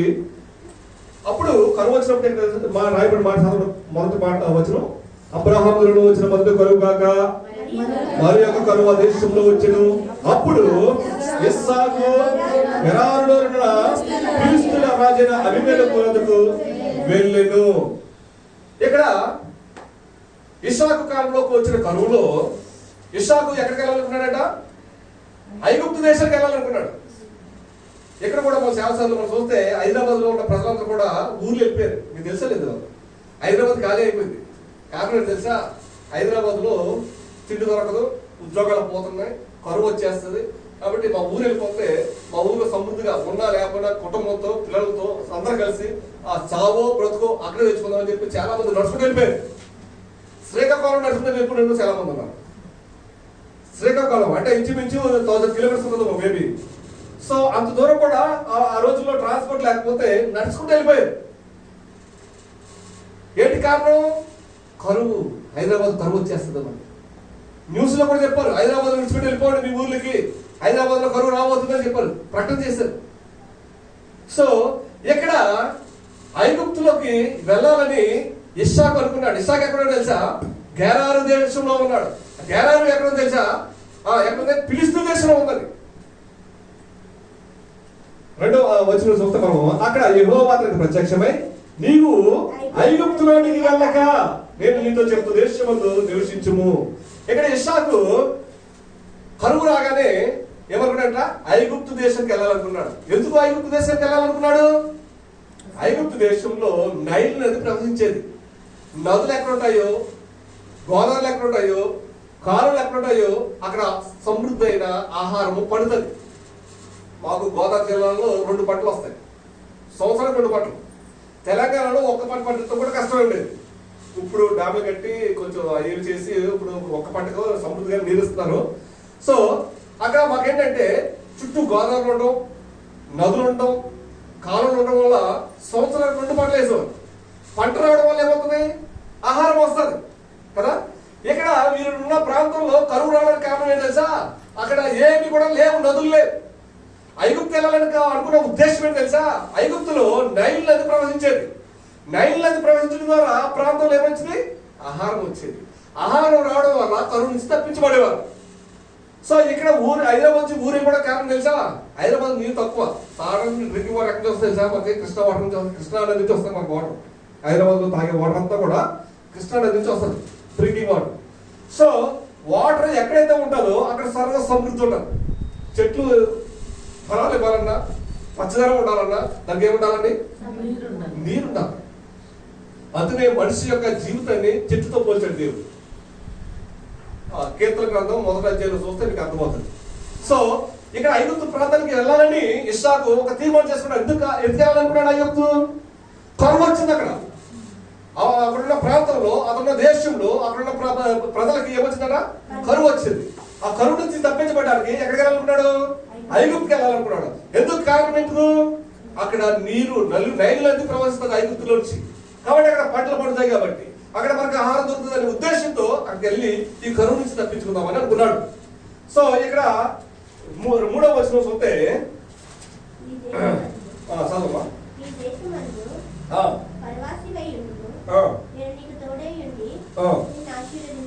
చాలు.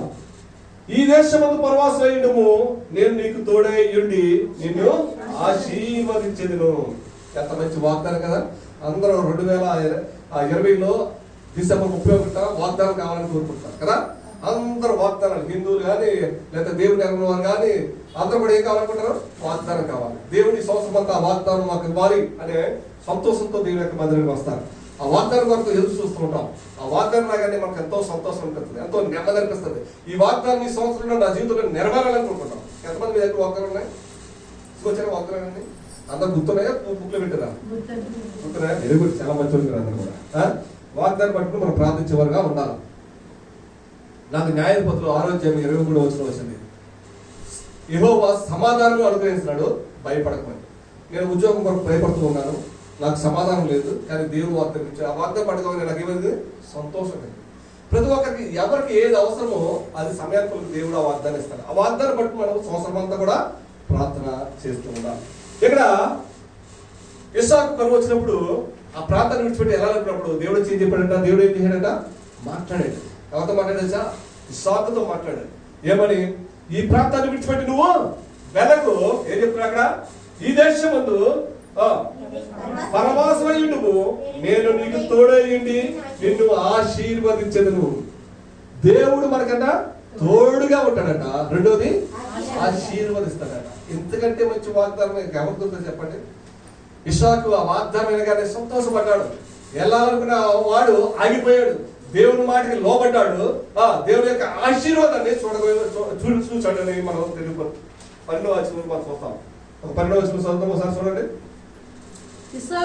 ఇస్సాకు ఆ దేశమందున్న వాడై విత్తనము వేసి ఆ సంవత్సరము 100 ఫలము పొందెను. ఎంతగా? 100 ఫలం. అబ్బా, అందరు కోరుకుంటారు కదా ఇది 100 ఫలం పొందాలి. మా ఇంటికాడ ఒక చెట్టు వేసాము, ఒక మామిడి చెట్టు వేసాము. దానికి ఇది అన్ని ఏమొచ్చినాయి? కాయలు వస్తా ఉన్నాయి. మనం వేసినంత ఒకటే కాయ కదా. ఒక విత్తనం వేస్తే ఏమైంది? అనేక ఫలాలు వస్తాయి. ఇక్కడ కరువు కాలం ముందు ఇస్సాకు ఏం చేయడట? ఇస్సాకు ఆ దేశమందున వాడే విత్తనం వేసి ఆ సంవత్సరం 100 ఫలం పొందాడట. ఇక్కడ మనం చూస్తే ఇస్సాకు మరి గెరారాలో ప్రాంతంలో నివసించినప్పుడు అది ఫిలిష్తీయుల దేశం అని చెప్పాను నేను. దేవుడు అక్కడి నుంచి వెళ్ళొద్దని చెప్పాడు, ఐగుప్తుకి వెళ్ళొద్దని చెప్పాడు. ఇస్సాకు మరి అక్కడ దేవుని మాట విని ఆ దేవుని చిత్తానుసారంగా అక్కడ ఉన్నట్టు మనం చూస్తూ ఉన్నాం కదా. అబ్రహాము దేవుని మాట విని లోబడ్డాడు. ఇస్సాకు దేవుని మాట విని లోబడి ఆ ప్రాంతంలో ఉండి మనం ఉన్నట్టు మనం చూస్తూ ఉన్నాం. ఇక్కడ జ్ఞాపకం చేసుకోవాల్సింది ఏంటంటే, కరువు వచ్చినప్పుడు ఎవరు మాట్లాడాడు? ఇస్సాకు దేవుని మాట అన్నాడు. అబ్రహాము కూడా దేవుని మాట అన్నాడు. అబ్రహాము తన దేశాన్ని విడిచిపెట్టి, తన ప్రాంతాన్ని విడిచిపెట్టి, నేను చూపించే దేశానికి నువ్వు వెళ్ళు అన్నప్పుడు దేవుడు అబ్రహాం ఏం చేయడు? దేవుని మాటకు లోబడి ఆయన చూపించే దేశానికైనా ప్రాంతానికి వెళ్ళిపెట్టినట్టు మనం చూస్తున్నాం. ఇక్కడ ఇస్సాకు కరువు వచ్చింది, ఆహారం లేదు, కష్టాల్లో ఉన్నాడు, ఆ ప్రాంతాన్ని విడిచిపెట్టి వేరే దేశానికి వెళ్ళాలని ఆలోచనలో ఉన్నాడు. కానీ దేవుడు వచ్చి మాట్లాడుతున్నప్పుడు, ఇస్సాకు నువ్వు ఎక్కడికి వెళ్ళదు, ఏ ప్రాంతానికి వెళ్ళవసరం లేదు, నువ్వు ఇక్కడే ఉండి నేను చెప్పినట్టు నువ్వు చేయి, 100 ఆశీర్వాదం నువ్వు పొందుకుంటావని ఇస్సాకు చెప్పినప్పుడు దేవుని మాటకి ఏం చేసినట్టు ఆయన లోపడ్డాడు. మొట్టమొదటి మాటగా నేను మీ ముందు చల్లాల్సిన మాట, దేవుని మాటకు లోపడాలా. దేవుని మాటకు లోబడినప్పుడు 100 ఫలం మనం చూస్తాం. 2021లో నువ్వు ఫలించాలని ఆశపడుతున్నావేమో, నువ్వు ఆశ్రయించబడాలని ఆశపడుతున్నావేమో, నువ్వు దీవించబడాలని ఆశపడుతున్నావేమో, నువ్వు చేయవలసిన మాట ఏంటి? దేవుని మాటకు లోబడాలి. లూకా సువార్తలో మనం ఒక మాట చూద్దాం. 5వ అధ్యాయము 4వ వచనం, 4-7 వచనం చూద్దాం. లూకా సువార్త 5వ అధ్యాయము 4-7 వచనం. ఆయన బోధించిన చాలిన తర్వాత నీవు దోణెను లోతునకు నడిపించి చేపలు పట్టుటకు నీ వలలు వేయుడని సీమోనుతో చెప్పగా సీమోను ఏలినవాడా రాత్రి అంతయు మేము ప్రయాసపడుతుంది కానీ మాకేమీ దొరకలేదు. అయినను నీ మాట చెప్పండి. అయినను ఎవరి మాట? నీ మాట చెప్పులను, దేవుడి మాట చెప్పులను ఏం చేయనట? వలలు వేసుకొని ఆయనతో చెప్పిన వలలాగు వేసి విస్తారమైన చేపలు పట్టిరి.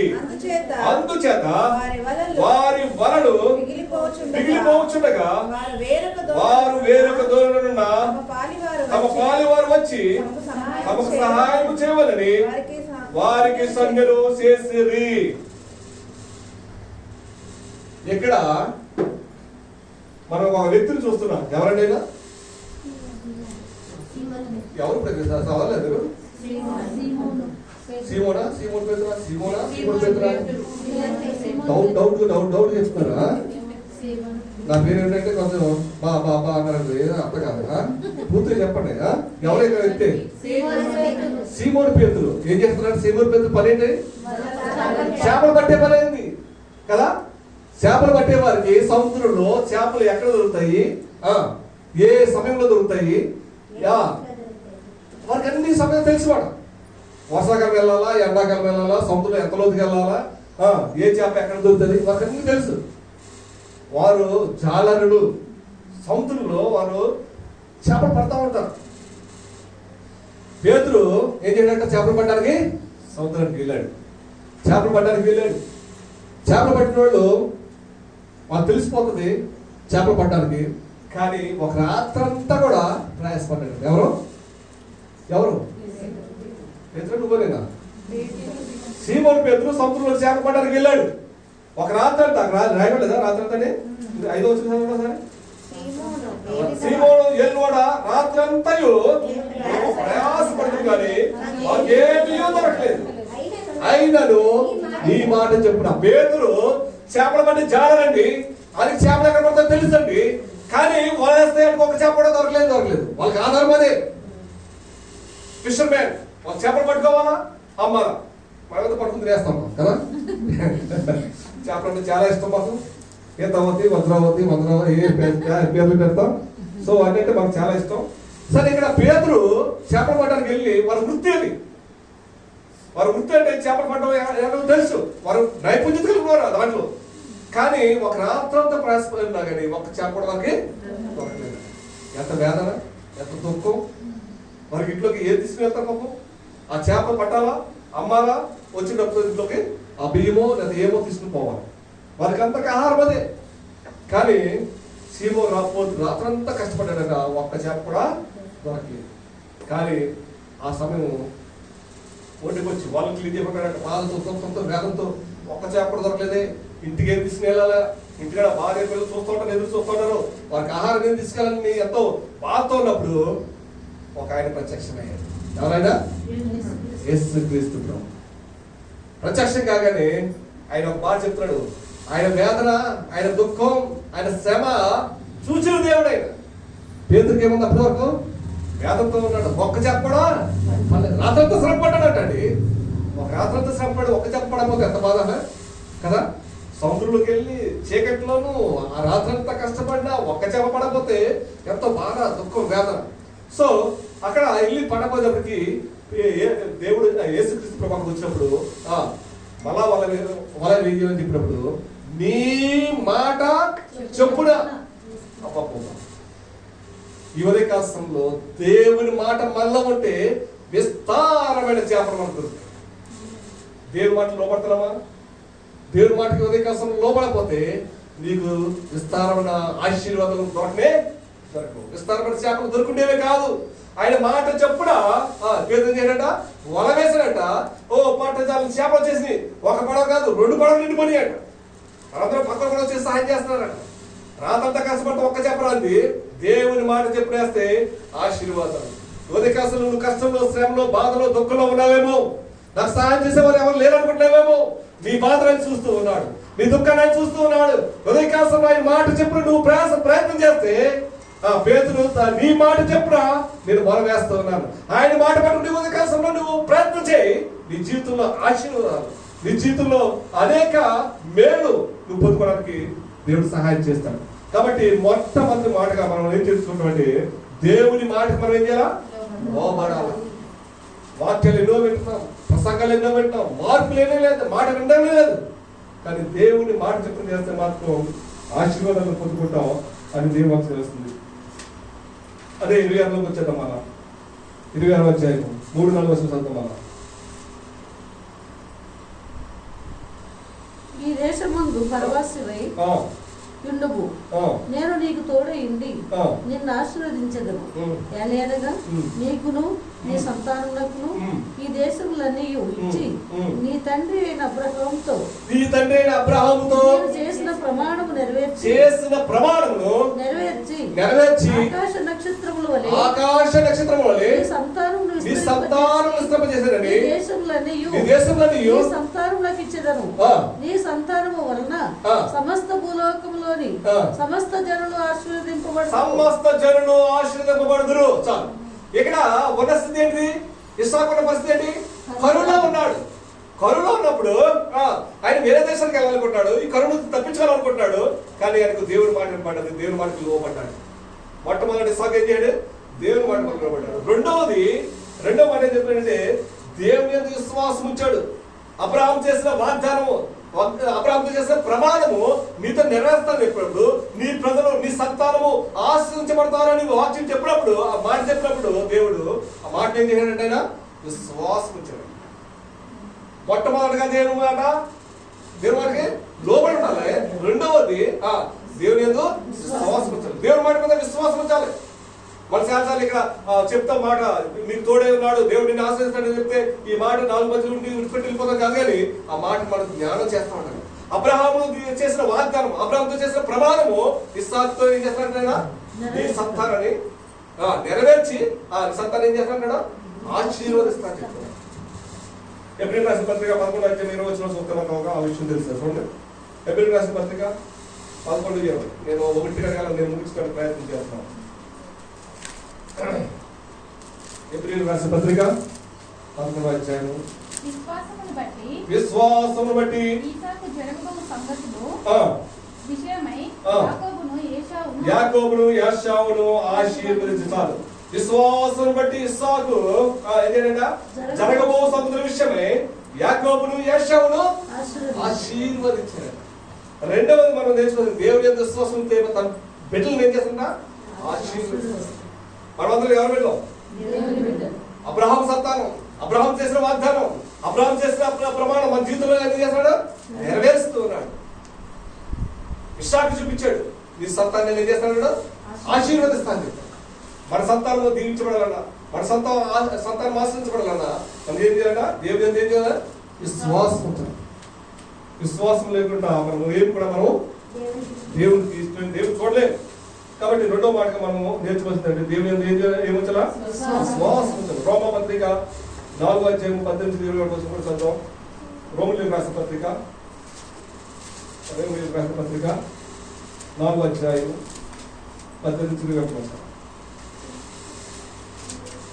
నీ సంతానము ఇలాగు ఉండునని చెప్పి చెప్పిన దాన్ని బట్టి తాను అనేక జనములకు తండ్రి అగునట్లు నిరీక్షణకు ఆధారం లేనప్పుడు అతడు నిరీక్షణ కలిగిన మరియు అతడు విశ్వాసమునందు బలహీనుడు కాక రమారమి 100 ఏళ్ల వయసుల వాడై ఉండి అప్పటికి తన శరీరము మృతతుల్యమైనట్టును సారా గర్భమును మృతతుల్యమైనట్టును ఆలోచించను కానీ అవిశ్వాసము వలన దేవుని వాగ్దానం గురించి సందేహింపక దేవుని మహిమపరిచి. ఇక్కడ అబ్రహాం మనం చూస్తే ఇక్కడ ఏం చెప్తున్న మంచి మాట చూడాలి. నిరీక్షణకు ఆధారం లేనప్పుడు నిరీక్షణ కలిగి దేవుని నమ్మడాలి. నిరీక్షణకు ఆధారం లేదాలే. తన జీవితంలో వృద్ధాప్యం వచ్చేయాడు. ఎవరు? అబ్రహాము. తన దేవుడు తనతో వాగ్దానం చేశాడు, నీకు కుమారుడు ఇస్తానని. అతను మృతతలం అయిపోయిందంట. అతని శరీరం ఏమైపోతుందంట? మృతతలం అయిపోయిందంట. అయినప్పటికీ ఆయనకి ఇచ్చిన నిరీక్షణ, ఆయనకి ఇచ్చిన విశ్వాసం నన్ను విడిచిపెట్టకుండా నిజేనట ఎదురు చూసాడట. అటువంటి ఎదురు చూపు మనలో ఉండాలి. కాబట్టి దేవుని యొక్క విశ్వాసం వచ్చినప్పుడు దేవుని కార్యం మనం చూస్తామని దేవుని వారికి తెలుస్తుంది. 3వ చూద్దాం. 26 అదే ఆది కాండంలోకి వచ్చేద్దాం. 26వ అధ్యాయము 24-25 వచ్చిన చదువుతాం. అక్కడ 26. ఆ రాత్రి యెహోవా అతనికి ప్రత్యక్షమై నేను నీ తండ్రి అయిన అబ్రహాము నేను నీకు తోడై ఉన్నాను గనుక భయపడకుము. నా దాసుడైన అబ్రహామును బట్టి నిన్ను ఆశీర్వదించి నీ సంతానం విస్తరింపజేసి చెప్పాను. అక్కడ అతడు ఒక బలిపీఠము కట్టించి యెహోవా నామమున ప్రార్థన చేసి గుడారం వేసినట్టు. మూడవది ప్రార్థన చేశాడట. ఎవరండి? ఇస్సాకు ఏం చేశాడట? దేవునికి ప్రార్థన చేసి బలిపీఠం కట్టాడు. మొట్టమొదటిగా దేవుని మాట మీద నిలబడ్డాడు. దేవుని మాటకు లోబడ్డాడు. రెండవది దేవుని యందు విశ్వాసం ఉంచాడు. మూడవది దేవునికి ప్రార్థన చేసి బలిపీఠం కట్టాడు. మన జీవితంలో, నీ జీవితంలో, నా జీవితంలో ఏమన్నా తెలుసా? ప్రార్థన దీపం మనలో ఉండాలి. ఇక్కడ ఇస్సాకు ప్రార్థించినట్టు మనం చూస్తూ ఉన్నాం, బలిపీఠం కట్టినట్టు చూస్తూ ఉన్నాం. ఎందుకు కారణం తెలుసా? అబ్రహాం చేసిన వాగ్దానము ఇస్సాకు జీవితంలో నెరవేర్చింది కాబట్టి ఇక్కడ మన ప్రతి ఒక్క విశ్వాసి జీవితంలో ఏముండాలట? ప్రార్థన ఉండాలి. ప్రార్థన ప్రతి విశ్వాసికి ఊపిరి చాలాసార్లు చెప్పాను. ప్రార్థన లేకుండా విశ్వాసి ఏది కూడా ప్రారంభించకూడదు. ప్రార్థనతో దినాన్ని ప్రారంభించాలా, ప్రార్థనతో దినాన్ని మనం ముగించాలి. కాబట్టి ప్రతి ఒక్కరి జీవితంలో ఏముండాలా? ప్రార్థన ఉండాలి. కాబట్టి మూడవదిగా ఇస్సాకు జీవితంలో మనం ఏం చూస్తామంటే ప్రార్థన కలిగి ఉన్నాడు, బలిపీఠం కట్టాడు. కాబట్టి అటువంటి జీవితం ఉన్నప్పుడు ఆశీర్వాదాన్ని మనం చూస్తాం. మనము కరువు వచ్చింది, కరువులో మనం ఆశ్రయించబడలేదు, కరువులో మనం దీవించబడలేదు. ఇక్కడ వాగ్దానం వచ్చినప్పుడు దేవుడికి తోడై నిన్ను ఆశ్రయించని చెప్పి వాగ్దానం నెరవేర్చబడదు. కానీ ఏమేం చేశాడంటే అవి నెరవేర్చబడడానికి ఏం చేయడు? దేవుడి మాట లోబడ్డాడు, దేవుడి మాట లోబడ్డాడు. రెండోది విశ్వాసం ఇచ్చాడు, మూడోది ప్రార్థన చేశాడు. ఎవరుకున్నారు? దేవుడు నాకు తోడైంది, నన్ను ఆశ్రయిస్తా చెప్పాడు. ఆ వాగ్దానం పట్టుకుని ప్రభా నా జీవితంలో అవుతలేదు అంటే అవో ఎప్పుడు అవుతుంది తెలుసా? దేవుడి మాట లోబడాలా, దేవుని ఎందుకు విశ్వాసం ఉంచాలా, దేవుని సన్నిధిలో మనం ప్రార్థన చేయాలి.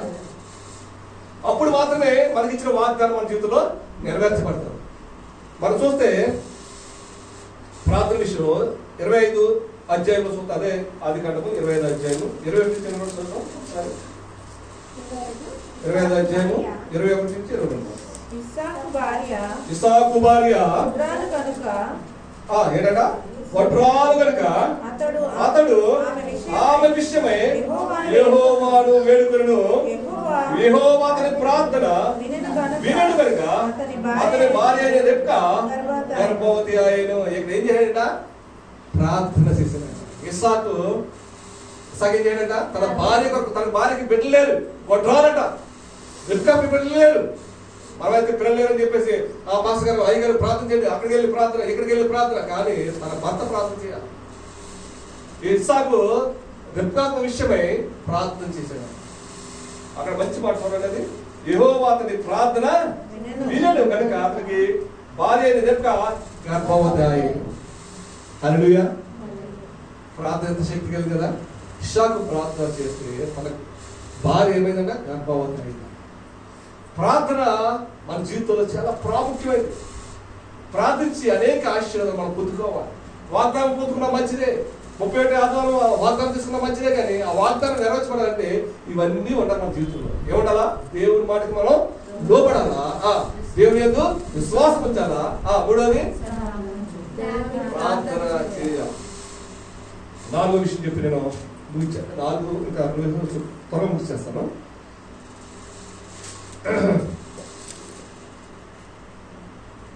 ఆదికాండంలో చేద్దాం. మళ్ళా 26వ అధ్యాయము 1-14-15 ఒకసారి 26వ అధ్యాయంలో చేద్దాం. అతనికి గొర్రెల ఆస్తియు గొడ్ల ఆస్తియు దాసులు గొప్ప సమూహమును అతనికి గొర్రెల ఆస్తియు గొడ్ల ఆస్తియు దాసుల గొప్ప సమూహమును కలిగినందున ఫిలిష్తీయులు అతడు అసూయ పడిరి.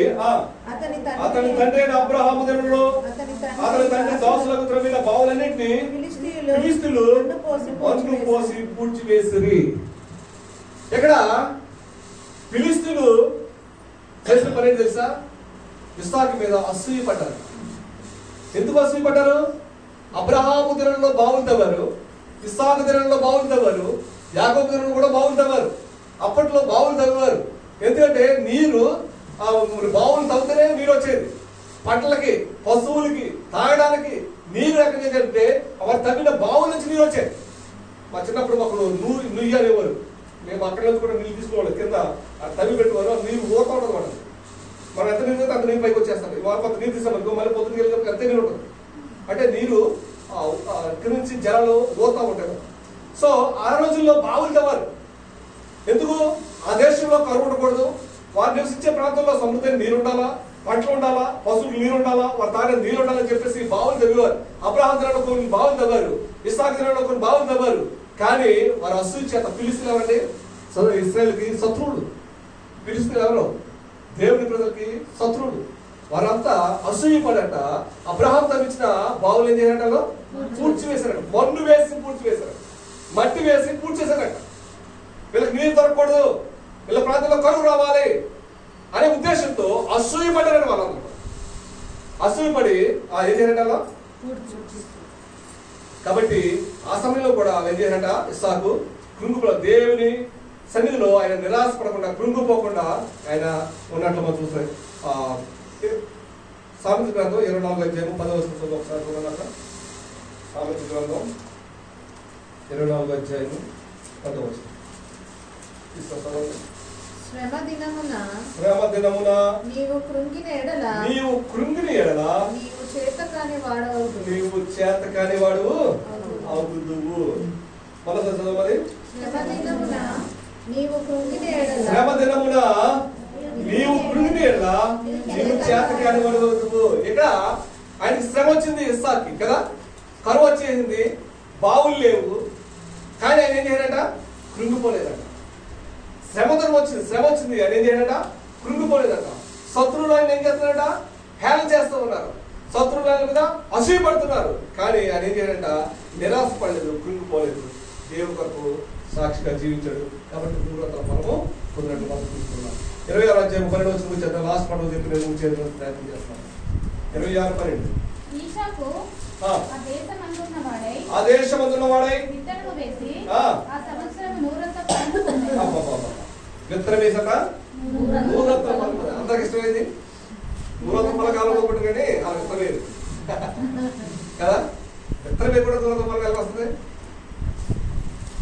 మనం ఈ లోకంలో చూస్తాం, ఏ విత్తనం వేస్తే ఆ ఫలమే వస్తుంది కదా. మామిడి విత్తనం తాగాం, ఏ విత్తనం వస్తుంది? మామిడి వస్తుంది కదా. ఏ విత్తనం వేస్తే ఆ విత్తనం ఫలాలే వస్తాయి కదా. విత్తనాలు ఎన్ని? ఒకటే. ఫలాలు ఎన్ని? అనేకం. ఫలాలు ఎన్ని? అనేకం. ఇక్కడ కరువు ఉంది, ఏముంది దేశంలో? ఏముంది? కరువు ఉంది. కరువులో కూడా ఏం చేయడంట విత్తనం వేసాడంట. మనకి 2020లో కరువు వచ్చింది. ఎవరు కాన్లు వేయడమే మానేశారు, దశభాగాలు వేయడమే మానేశారు. ఎక్కడ బ్రదర్ ఎట్టా తినలేదా? నిజం చెప్తున్నావా? దేవుని సన్నిధిలో విత్తనం వేసే వాళ్ళ కరువు సమయంలో ఈ రోజు నీకు ఆశీర్వాదం ఏంటంటే నూరంతల ఫలం రావట్లే. కారణం తెలుసా? కరువులో విత్తనం వేయలేదు. కరువు సమయంలో ఏమేయలేదు, విత్తనం మింగేసాం, విత్తనం తినేసాం, కాబట్టి ఫలాలు లేదు. అక్కడ ఇసాకు కరువు వచ్చింది, నిజమే కరువు వచ్చింది, తినడానికి తినలేదు, ఆ ప్రాంతాన్ని విడిచిపెట్టవలసి వచ్చింది, వేరే దేశానికి వెళ్ళాలనుకున్నాడు. కానీ ఆ కరువు సమయంలో కూడా ఏం చేయడంటే విత్తనం వేసి, కరువు సమయంలో ఏం చేయడు విత్తనం, ఆ విత్తనం తినేయాలి. అతను కరువు ఉంది కాబట్టి, ఆహారం లేదు కాబట్టి ఆ విత్తనం తినేయాలి. కానీ ఏం చేయడు ఆయన విత్తనం నాటాడు. విత్తనం నాటకం ఏమైందట నూరంతల ఫలం పొందాడండి. దేవుని సన్నిధికి వచ్చిన మనము విత్తనం వేస్తున్నామా? విత్తనం అంటే ఇగో చిత్రాలు ఇక్కడ ఇక్కడ ఫలం ఇక్కడ దేవుని వేయాలా, కానుకనే విత్తనం వేయాలి. దేవుని సన్నిధిలో విత్తనం విత్తున్నావా? నూరంతల ఫలం పొందుతులేదు అంటే కారణం ఏంటి తెలుసా? విత్తనం వేయట్లేదు. విత్తనం ఎక్కడెక్కడ ఖర్చు పెడతాడు నువ్వు? సూపర్ మార్కెట్లు, పిజ్జా హోటళ్ళు, ఎక్కడెక్కడో హోటళ్ళు, సినిమా హాళ్ళు, లేదా మనకు సంబంధించిన పర్సనల్ విషయాల్లో ఖర్చు పెడుతున్నా, కానీ విత్తనం వేస్తున్నావు. జ్ఞాపకం తీసుకో, విత్తనం వేస్తే నూరంతల ఫలం నువ్వు మొత్తం. నా భార్య ఏమన్నా లేకుండా ముందు దశభాగం రాయమంటారు. నా జీతం 7 వరకు వస్తున్నా కానీ పుస్తకానికి చెక్కేయమంటారు. దేవుడు వాక్యం తెలిసిన వాళ్ళు, విత్తనం విలువ తెలిసిన వాళ్ళు ముందు విత్తనం వేయాలి. బయట చెట్టు వేసిన ఒక చెట్టే కానీ ఫలాలు అనేక ఫలాలు వస్తాయి. సంతోషం కదా. ఒక విత్తనం కూడా వేయమంటే నేను ఆ విత్తనం వేసి తెక్కాయ పడేసి వేస్తే మామిడికి వచ్చలేదు కదా. విత్తనం మింగేస్తాము. సరే మలాకి 3:10 ఒకసారి చూద్దాం. మలాకి 3:10 అంత తెలిసిన వాక్యం అంత ఏంటిది? నా మందిరంలో ఆహారం ఉన్నట్లు 10వ భాగమంతయు మీరు నా మందిరపు నిధిలోనికి తీసుకుని రండి. దీని చేసి మీరు నన్ను శోధించిన ఎడల నేను ఆకాశము వాకిండని విప్పి పట్టజాల విస్తారముగా దీవెనలను కుంభచిదని సైన్యములకు అధిపతి యెహోవా సెలవిస్తున్నాడు. ఏం చేయాలంట ముందు 10వ భాగం. ఎంతమంది దశ భాగం చెల్లిస్తున్నాము? నిజంగా నీకు రాబడాలి, ఎక్కడ రావడం లేదా? అన్నింటిలో రాబడేవాళ్ళంట. మనం ఏం చేస్తామో తెలుసా? ఏదో ఒక ఉద్యోగం వ్యాపారం చేస్తే వ్యాపారం నుంచి, ఉద్యోగం చేస్తే ఉద్యోగం నుంచి, ఏది చేస్తా మనకి ఏ నుంచి ఇంటి రెంట్ వస్తే ఇంటి రెంట్ నుంచి కూడా దశమ భాగం ఇస్తారా? ప్రతి దాని నుంచి కూడా దశమ భాగం ఇవ్వాలి. మేము కూరగాయలు ఎక్కువ దిగొచ్చు తెలుసా, మా భార్య మా ఇంట్లో తీసుకుని వండదు, ఫస్ట్ దిగొచ్చి దేవుని యొక్క మందులు వేస్తుంది. అది వంకాయ కావచ్చు, ములకాయ కావచ్చు, లేదా ఏదైనా ఏ పంట అయినా సరే మొట్టమొదటి దిగొచ్చి దేవుని సన్నిధిలో ఇస్తాను. విత్తనం అది. మనం అయితే స్వార్థపరంగా ఆలోచిస్తాం. విత్తనం లేకుండా దూరంతో పనులు ఎక్కడ పొందుతామండి? మా ఇంటికి వచ్చిన అందరూ అబ్బా ఇది ఏంటిది కరాడు దేశంలో పడినట్టు పడుతుంది. పప్పాయ 7 కిలోలు వచ్చింది, పుస్తకాయ 7 కేజీలు. అందరూ వండర్స్. మన ఇంటికి ఊరికి వెళ్తే మా ఊర్లో అందరూ ఆశ్చర్యపోతారు, ఏంటి ఇంత పెద్దకాయ? అది ఆఖరికాయ తీసుకెళ్ళాం మేము. ఆఖరికాయ తీసుకెళ్తేనే అది 4-3 కేజీలు ఉన్నట్టుంది. ఆ కాయ చూసి మా అమ్మోళ్ళు అక్కడ అందరూ ఆశ్చర్యపోతారు, ఇంత పెద్దకాయ, అది ఆఖరికాయ మా అని చెప్ప. అయ్యి బాబోయ్ అంటారు. అటువంటి సమృద్ధి దేవుడిని కల్పిస్తాడు. విత్తనం వేస్తేమో జాగ్రత్త. విత్తనాలు వేస్తున్నావు, విత్తనాలు వేస్తే నీకు సమృద్ధి ఎక్కడ వస్తుంది? 300 పంట ఎక్కడ వస్తుంది? ఇస్సాకు కరువులో కూడా విత్తనం విత్తాడంట. నీ కరువులో విత్తనం విత్తవాలని విత్తుతున్నావు అలా దేవుని యొక్క మందిరానికి పర్స్ తెస్తారు, లేదా బ్యాగ్ తెస్తారు. ఈ తప్పు రేటు ఏదో 500 నోట పక్క పెట్టేసి, 200 నోట పక్క పెట్టేసి, 100 నోట పక్క పెట్టేసి, 50 నోట ఆశ వద్దు, 20 నోట ఆశ వద్దు, 10 రూపాయల నోటు ఉందా అది అదే దేవుని యొక్క మందిరం విత్తనం. దేవునికి విత్తనాలు తీసుకోవాలి. దేవుడికి ఇచ్చేది ఇవ్వాలి, శ్రేష్టమైన ఇవ్వాలి. అదే నువ్వు ఉన్న నోట్లు అది శ్రేష్ట 10 రూపాయల నోటు. దేవుని యొక్క మందిరం ఏమి ఇస్తున్నావే? 100 రూపాయలు ఎలా పొందుతావు నువ్వు అని. కాబట్టి దేవుని యొక్క సన్నిధిలో మనం ఇచ్చేది ఎలా ఉండగా శ్రేష్టమైన విత్తనాలు ఇస్తాం. అన్ని పంటలు రావు. ఇచ్చినప్పుడు శ్రేష్టమైన విత్తనం భూమి ఎత్తనే ఆ మొలక వస్తుంది. అంతేగాని చక్కబడుకుని ఇస్తాం, దాంట్లో ఏం లేదు ఇస్తాం, ఆ అతిథులు మొక్కపోతే అవన్నీ బాధ్యత అనుకుంటా కదా. విత్తనం ఎలా ఉండాలి? శ్రేష్టంగా ఉండాలి విత్తనం కదా. ఆ విత్తనం నాటితేనే ఆ మొక్క వస్తుంది. అంతేగాని దాంట్లో ఏం లేకుండా నాటితే ఆ విత్తనం రాదు. విత్తనమే కానీ రాదు. నువ్వు విత్తనం వేస్తావు 5 రూపాయలు 10 రూపాయలు ఫలించదు, మొలకెత్తదు, సమృద్ధి రానే రాదు. కాబట్టి 100 ఫలం పొందాలంటే దేశం కరువు సమయంలో కూడా విత్తనం అవుతున్నాడు. ఇప్పుడు మనం కరువు ఎవరు అనిపించలేదు, సమృద్ధి తింటుంది మనకి. రోజు చికెన్ తినే వాళ్ళు చాలా మంది ఉన్నారు, రోజు మటన్ తినే వాళ్ళు చాలా మంది ఉన్నారు, రోజు ఫిష్ తినే వాళ్ళు చాలా మంది ఉన్నారు. కరువు అది కరువు కానే కాదు. కానీ దేవుని సన్నిధికి వస్తూ మాత్రం సోదరుడా జ్ఞాపకం చేసి మన 26 వచ్చేస్తా మా చదివిన వచ్చేస్తాను. అది కాదు 26 12 ఇస్సాకు ఆ దేశమందున వాడై విత్తనం వేసి ఆ సంవత్సరము 100 ఫలం పొందింది. చాలు. ఆ సంవత్సరమేనండి విత్తనం వేసిన సంవత్సరంలోనే 100 ఫలం వచ్చేసింది. అదే సంవత్సరం విత్తనం వేసిన సంవత్సరంలోనే అతను ఆ దేశాన్ని విడిచిపెట్టవలసిన వాడే ఉన్నాడు. ఆ కరువులో వేరే ప్రాంతానికి వెళ్ళవలసిన వాడే ఉన్నాడు. ఆ ప్రాంతాన్ని విడిచిపెట్టి ఎక్కడికో వెళ్ళాలి. కానీ అక్కడే ఉన్న ప్రాంతంలో దేవుడు ఉన్నప్పుడు దేవుడి మాట లోపడ్డాడు. దేవుడి యొక్క 2 మాట చెప్పాను, దేవుడి యందు విశ్వాసం ఉంచాడు. 3వది చెప్పాను, దేవుడి సన్నిధిలో ప్రార్థన చేశాడు, బలిపీఠం కట్టాడు. 3వది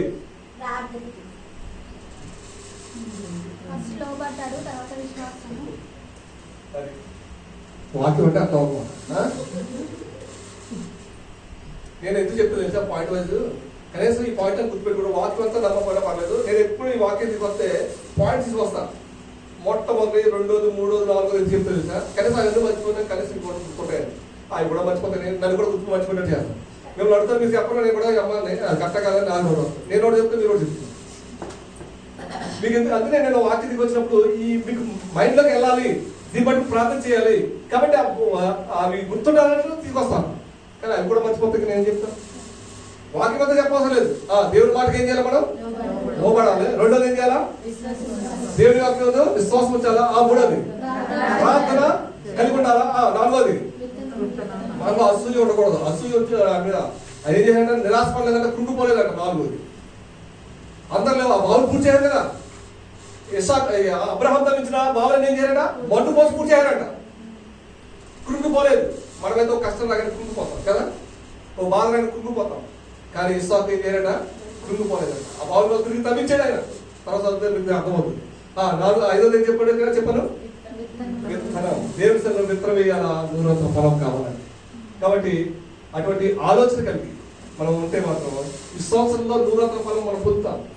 ఈ రోజు మనం విత్తనం వేస్తే ఈ సంవత్సరంలోనే 100 ఫలం పొందుతాం. ఈ సంవత్సరం విత్తనం వేయకుండా ఇప్పుడు పనికిరాని విత్తనాలు విత్తనాలు పనికిరాని విత్తనం వేయకూడదు దేవుని సన్నిధిలో. విత్తనము శ్రేష్టమైన ఉండాలి. మా ఊళ్ళో నేను చూసేవాడు, ఆ ఒట్లు ఉంటాయి కదా, ఆ ఒట్లలో మంచి ఒట్లు తీసేవాడు. చాలా ఒట్లు బస్తాలు వస్తాయి, 40 బస్తాలు 50 బస్తాలు పంట పడుతుంది. దాంట్లో వాళ్ళు ఏం చేసేవారంటే ఆ గట్టి కూడా గింజ, అది గట్టి కూడా గింజలన్నీ కూడా పక్క పెట్టేవారు. దాంట్లో నుంచి శ్రేష్టమైన ఒక బస్తా తీసుకోవాలి. ఒక బస్తా తీసి పక్క పెట్టి ఆ బస్తాన్ని విత్తనాలుగా పెట్టేవారు. అది తీసుకెళ్ళి మాత్రం విత్తనే అవన్నీ మొక్కలు వచ్చేవాడు. ఈ పనికని దిగొచ్చి వేస్తే ఏమి రావు, విత్తనాలు ఏమో మొక్కలే రావు, ఫలమే రాదు, పంటే రాదు. ఇప్పుడు 40 బస్తాలు వచ్చింది, రేపు ఒక బస్తా కూడా రాదు, ఎందుకంటే పనికిరాని విత్తనం ఇస్తాం కాబట్టి ఈ సంవత్సరంలో శ్రేష్టమైన విత్తనం ఇస్తే 100 ఫలం పొందుకుంటాం. శ్రేష్టమైన కానుక దేవుని సన్నిధిలో ఇస్తే మలాకి 3:10 అదే చెప్పాడు. కాబట్టి ఆయన ఎవరికి అర్చించుకునే దేవుడు కానీ మనం శ్రేష్టమైన తర్వాత దేవుని సన్నిధికి వచ్చి విత్తినప్పుడు 100 ఫలం ఈ సంవత్సరంలో పొందుకుంటాం. ఇస్తాకట కరుకాలంలో విత్తితే అదే సంవత్సరం ఏమంటే 100 ఫలం వచ్చింది. 100 ఫలం ఆశిస్తే, నువ్వు కావాలని ఆశిస్తే ఈ రాత్రి ఉదయకాలంలో దేవుని సన్నిధిలో శ్రేష్టమైన విత్తనం విత్తే వారికి మనం ఉండి ఆ విత్తనం ద్వారా 100 ఫలం పొందాలని దేవుడు ఆశపడుతున్నాడు. కలవద్దాం, కళ్ళు మూసి దేవుడి సన్నిధిలో ప్రార్థిద్దాం. ప్రభువా, ఇంతవరకు విత్తనము నా విత్తనం ఎలాగుంది, పనికిరాని విత్తనేమో ఇంతవరకు శ్రేష్టమైన విత్తనం విత్తాలని కృప చూపించని దేవుడి సన్నిధిలో ప్రార్థిద్దాం. ఆయన అన్ని చూస్తున్న దేవుడు. నువ్వు అనుకుంటున్నావు నేను వేస్తున్న కాళ్ళకి ఎవరు చూడడం లేదని. అక్కడ విధవరాలు 2 కాసు వేసిందట, అది ఎవరు చూడలేదు, దేవుడు మాత్రమే చూశాడు. నువ్వు వేస్తున్న విత్తనం దేవుడు చూస్తూ ఉన్నాడు. సహోదరు, 100 ఫలం పొందలేదయ్యా, 100 ఫలం మా జీవితంలో రాలేదు అంటావేమో, నీ విత్తనం ఎలాగుంది? శ్రేష్టమైన విత్తనం విత్తున్నావా లేదా దేవుడు చూస్తున్నావా? దేవుడి మాట వింటున్నావా? దేవుడి విశ్వాసం ఇస్తున్నావా? దేవుడి సన్నిధిలో ప్రార్థిస్తున్నావా? నీలో దేవుని యొక్క కృంగిపోకుండా, కష్టం వచ్చినప్పుడు శ్రమ వచ్చినప్పుడు కృంగిపోకుండా దేవుడి కొరకు ఎదురు నిలబడుతున్నావా? దేవుడి సన్నిధిలో విత్తనము విత్తుతున్నావా లేదా? విత్తనం విత్తి 100 ఫలం తప్పున్నట్టు మనం చూస్తున్నాం. కరువు సమయంలో, కరువు కాలంలో మన దేవుడు మనం పోషించాడు. కరువు కాలంలో దేవుడు మనం పోషించాడు. ఆ విషయాన్ని మనం జ్ఞాపకం చేసుకుని 100 ఫలం పొందేవారు ఈ సంవత్సరమే, ఆ సంవత్సరం అందే 100 ఫలం పొందాడు. కాబట్టి సహోదరి, ఒక తీర్మానంతో ఈ రాత్రి ఉదయకాలంలో తిరిగి దేవుని యొక్క మధ్య నుంచి మనం వెళ్దాం. ఒక తీర్మానంతో మన దేవుని సన్నిధిలోకి వెళ్దాం. ప్రభువా, నువ్వు నాతో మాట్లాడవని, దేవుడు నీతో మాట్లాడుంటే, దేవుడు మనతో మాట్లాడుంటే ఒక తీర్మానం చేసుకుందాం. ఆ తీర్మానం చెప్పిన మనం జీవిద్దాం. 2021లో 100 ఆశీర్వాదం మనం పొందుకోవాలని దేవుడు ఆశపడుతున్నాడు. పరిశుద్ధులైన మా తండ్రి, నీకు వందనాలు స్తుతిస్తున్నాను. వాక్యం మీది మాట్లాడుతూ మీరు ప్రభా మీ నాడు మహిమ తెచ్చుకోండి. ప్రభా, వాక్యంలో నీ సత్యంలో మార్పులు బోధించారే నీకు స్తోత్రాలు చెల్లిస్తున్నాను. మేము ఎలా జీవిస్తున్నాం అయినా మీ మాటకు లోపడుతున్నామా లేదా ప్రభా? లేదా మేము అనేక మంది మాటలు వింటాం లేదా, కానీ దేవుడి మాట పక్కన పెట్టుకున్నాం, నిర్లక్ష్యం చేస్తున్నాం లేదా ప్రభా? మీ ఎందుకు నేను విశ్వాసించడం లేదా?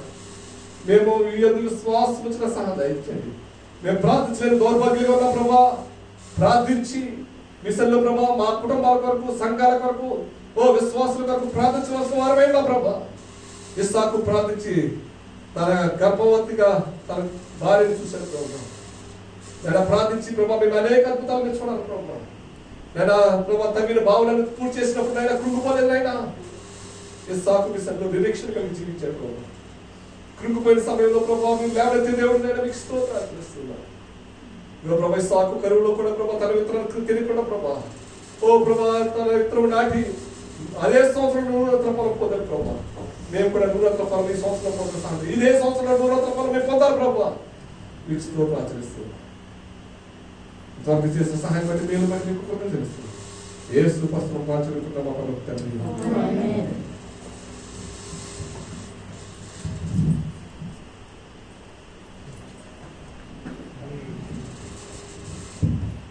చాలా శ్రేష్టమైన వాక్యాన్ని అందించిన అభి గారికి మరి ధన్యవాదాలు. మరి అందరూ కూడా చప్పట్లు కొట్టి ఆయనకి ధన్యవాదాలు చెప్పాలని కోరుతున్నాను. అయితే ఈరోజు మా అమ్మగారు కవర్ తీసుకొచ్చారు కదా, విత్తనం తీసుకొచ్చారు. సో చాలా మంది కూడా తీసుకొచ్చారు అనుకుంటున్నాను. అయితే మరి కానుక కూడా దేవుడే మాకు అనుగ్రహించాడు. బాగా మరి కంట్రోల్ చూసినట్లయితే మరి కానుక సరిపడా అమౌంట్ తీసుకొని మరి ఆమె ఆపి ఇవాళ కానుక వేయాలని, కవర్ వేయాలని చెప్పి ఆమె కవర్ తీసుకుని వచ్చింది. కాబట్టి అలాగే మనం కానుక వేయాలనుకున్నప్పుడు దేవుడు మన బ్యాంక్ అకౌంట్ లో చూపిస్తాడు. కాబట్టి అంత మాత్రాన మనం తప్పకుండా వేయకూడదని కాదు. మరి కానుకలు ఎంత ఉంటాయంటే మనం దేవుడు మనకి ఎంత అనుకరిస్తే దేవుడికి అనుకూలంగా మనం ఆ కానుకలు మరి అర్పిద్దాము. మరి పాట పాడుతుండగా మనం కానుకలు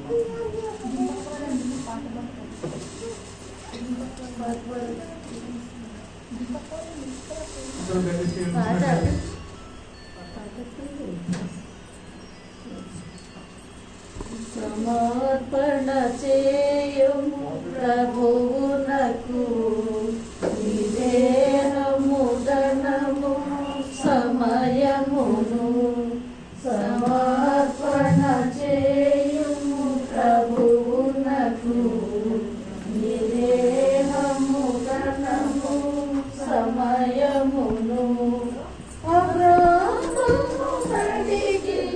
ప్రభువప్పుడు ఇసాకును అర్పణయున్నదెను అబ్రాహ్మను నడిగే ప్రభువప్పుడు ఇసాకు అర్పణయిమ్మనెను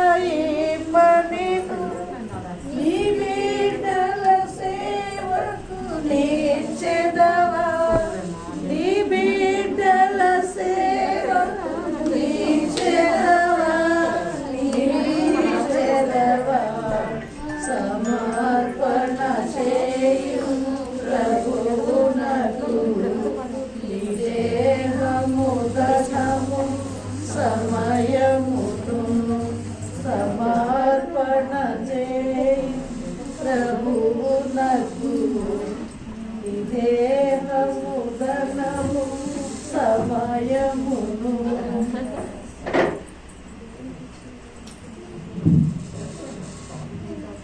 ఈ కానుకల నిమిత్తం ఏమన్నా ప్రార్థన చేయడానికి ఉంటారు.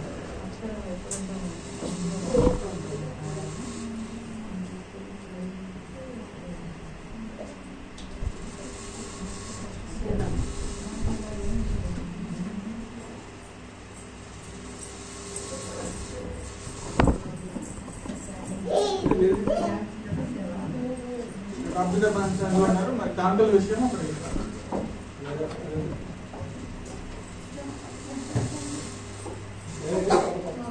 స్తోత్రమైన మిక్కిలిగా ప్రేమించిన పరలోక తండ్రి మహోన్నత జీవన దేవా జీవాధిపతి ప్రభువా మీకే వేలాది వందనాలు స్తోత్రాలు చేస్తున్నాను నాయన. మరి ఇప్పుడు దాని తండ్రి ప్రభావ మీ సన్నిధిలో చేరి విధంగా మిమ్మల్ని ఆరాధించుకోవడానికి స్తుతించుకోవడానికి కీర్తించుకోవడానికి మీ వాక్యాన్ని ధ్యానించుకోవడానికి దయచేసిన సమయం బట్టి వందనాలు. ఇంతవరకు నాయన మీరు తోడుని మీరు చేసిన గొప్ప సహాయం బట్టి వందనాలు స్తోత్రాలు ప్రభావ. మరి నాయన తండ్రి ప్రభావ ఆరాధన వాక్యంలో మీరు తోడుని చేసిన సహాయం బట్టి వందనాలు. మరి తండ్రి ప్రభావ నాయన అదేవిధంగా బల్ల కార్యక్రమంలో మీరు తోడుని చేసిన సహాయం బట్టి వందనాలు ప్రభావ. మరి ముఖ్య ప్రసంగంలో ప్రభావ మీ దాసు ద్వారా మాతో మాట్లాడి మీకు లెక్కించిన వందనాలు స్తోత్రాలు చేసుకున్నాను. అందరికీ ప్రభావైనా అందరికీ ప్రభావైనా మరి మీ దాసుడు ప్రభావ మీ ప్రాంతం వెళ్ళి ప్రభావైనా అక్కడ పరిచయం నిమిత్తం ప్రభావైనా అక్కడ మీ పరిచయ ప్రభావం మరి ఘనంగానైనా మీకు భయంకరంగా జయకరంగా సంతోషకరంగా జరగడానికి సహాయం ఇచ్చింది. మరి తిరిగి క్షేమకరంగానైనా మీ సన్నిధికి నైనా ఈ గృహానికి చేరుకోవడానికి మీరు సహాయం చేయవలసిన ప్రభావ. అక్కడ నాకుల్లో మీరు తోడండి నడిపించండి. మీ కృపను చూపండి దాన్ని చూపండి కనిపించండి ప్రభావ. తండ్రి ప్రభావం కూడి వచ్చిన ప్రతి ఒక్క బిడ్డనైనా మీరు పేరు జ్ఞాపకం చేసుకోవాల్సిన తండ్రి ప్రభావైనా మరి తండ్రి ప్రభావ ఏ అవసరం నిమిత్తం మీ సన్నిధికి వచ్చినైనా వారి అవసరంలో మీరు తోడేయండి సహాయంగా ఇచ్చేయండి. తండ్రి ప్రభావైనా వెంటబడిన తండ్రి ప్రభావైనా తండ్రి ప్రభావైనా మరి కానుకను బట్టి 100 ప్రార్థన చేస్తున్నామైనా మరి తండ్రి వారిని 30 రంగులుగా 60 రంగులుగా 100 రంగులుగా దీవించండి ఆశ్రయించండి. ఇచ్చిన ప్రతి ఒక్క బిడ్డను మీరు పేరు జ్ఞాపకం చేసుకొని వారికి కావాల్సిన అవసరంలో మీరు తోడేయండి సహాయంగా ఇచ్చేయండి. మీరు రాజ్య వ్యాప్తి కొరకునైనా ఈ ధనం ఉపయోగపడటానికి ప్రభావం మీరు సహాయంగా ఇచ్చేయండి. మరి తండ్రి ప్రభావ కూడి వచ్చిన ప్రతి ఒక్క బిడ్డనైనా మీరే పేరు జ్ఞాపకం చేసుకోండి. మరి తిరిగి వెళ్తుందైనా మా ప్రయాణం అంటే మీరు తోడేయండి. మరి తిరిగి వచ్చి ఆధారం కలుసుకునే పని ప్రభావ మాకు తోడేయండి సహాయంగా ఇచ్చేయండి. మీకే మహిమ ఘనత ప్రభావం చెల్లించుకోండి. మా ప్రభువు రక్షకుడు ఏసై అతి పరిశుద్ధంగా అడిగి వేడుకోవచ్చు పద్మాలకొచ్చిన మా తండ్రి. సంఘ ప్రకటనలు మరి వచ్చే ఆదివారం అదేవిధంగా మరి 14 ఆధారంలో మరి ఉంటుంది.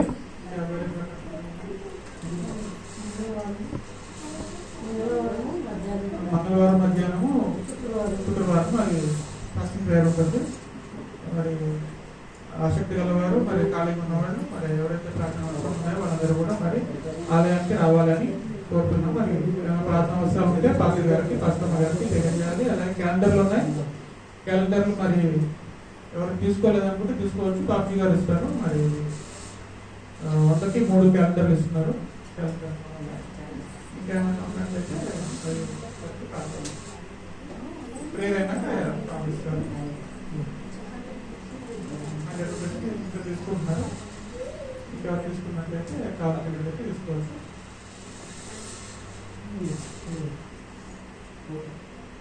మరి ప్రార్థన చేసుకొని మరి ఆరాధన చేసుకున్నాం.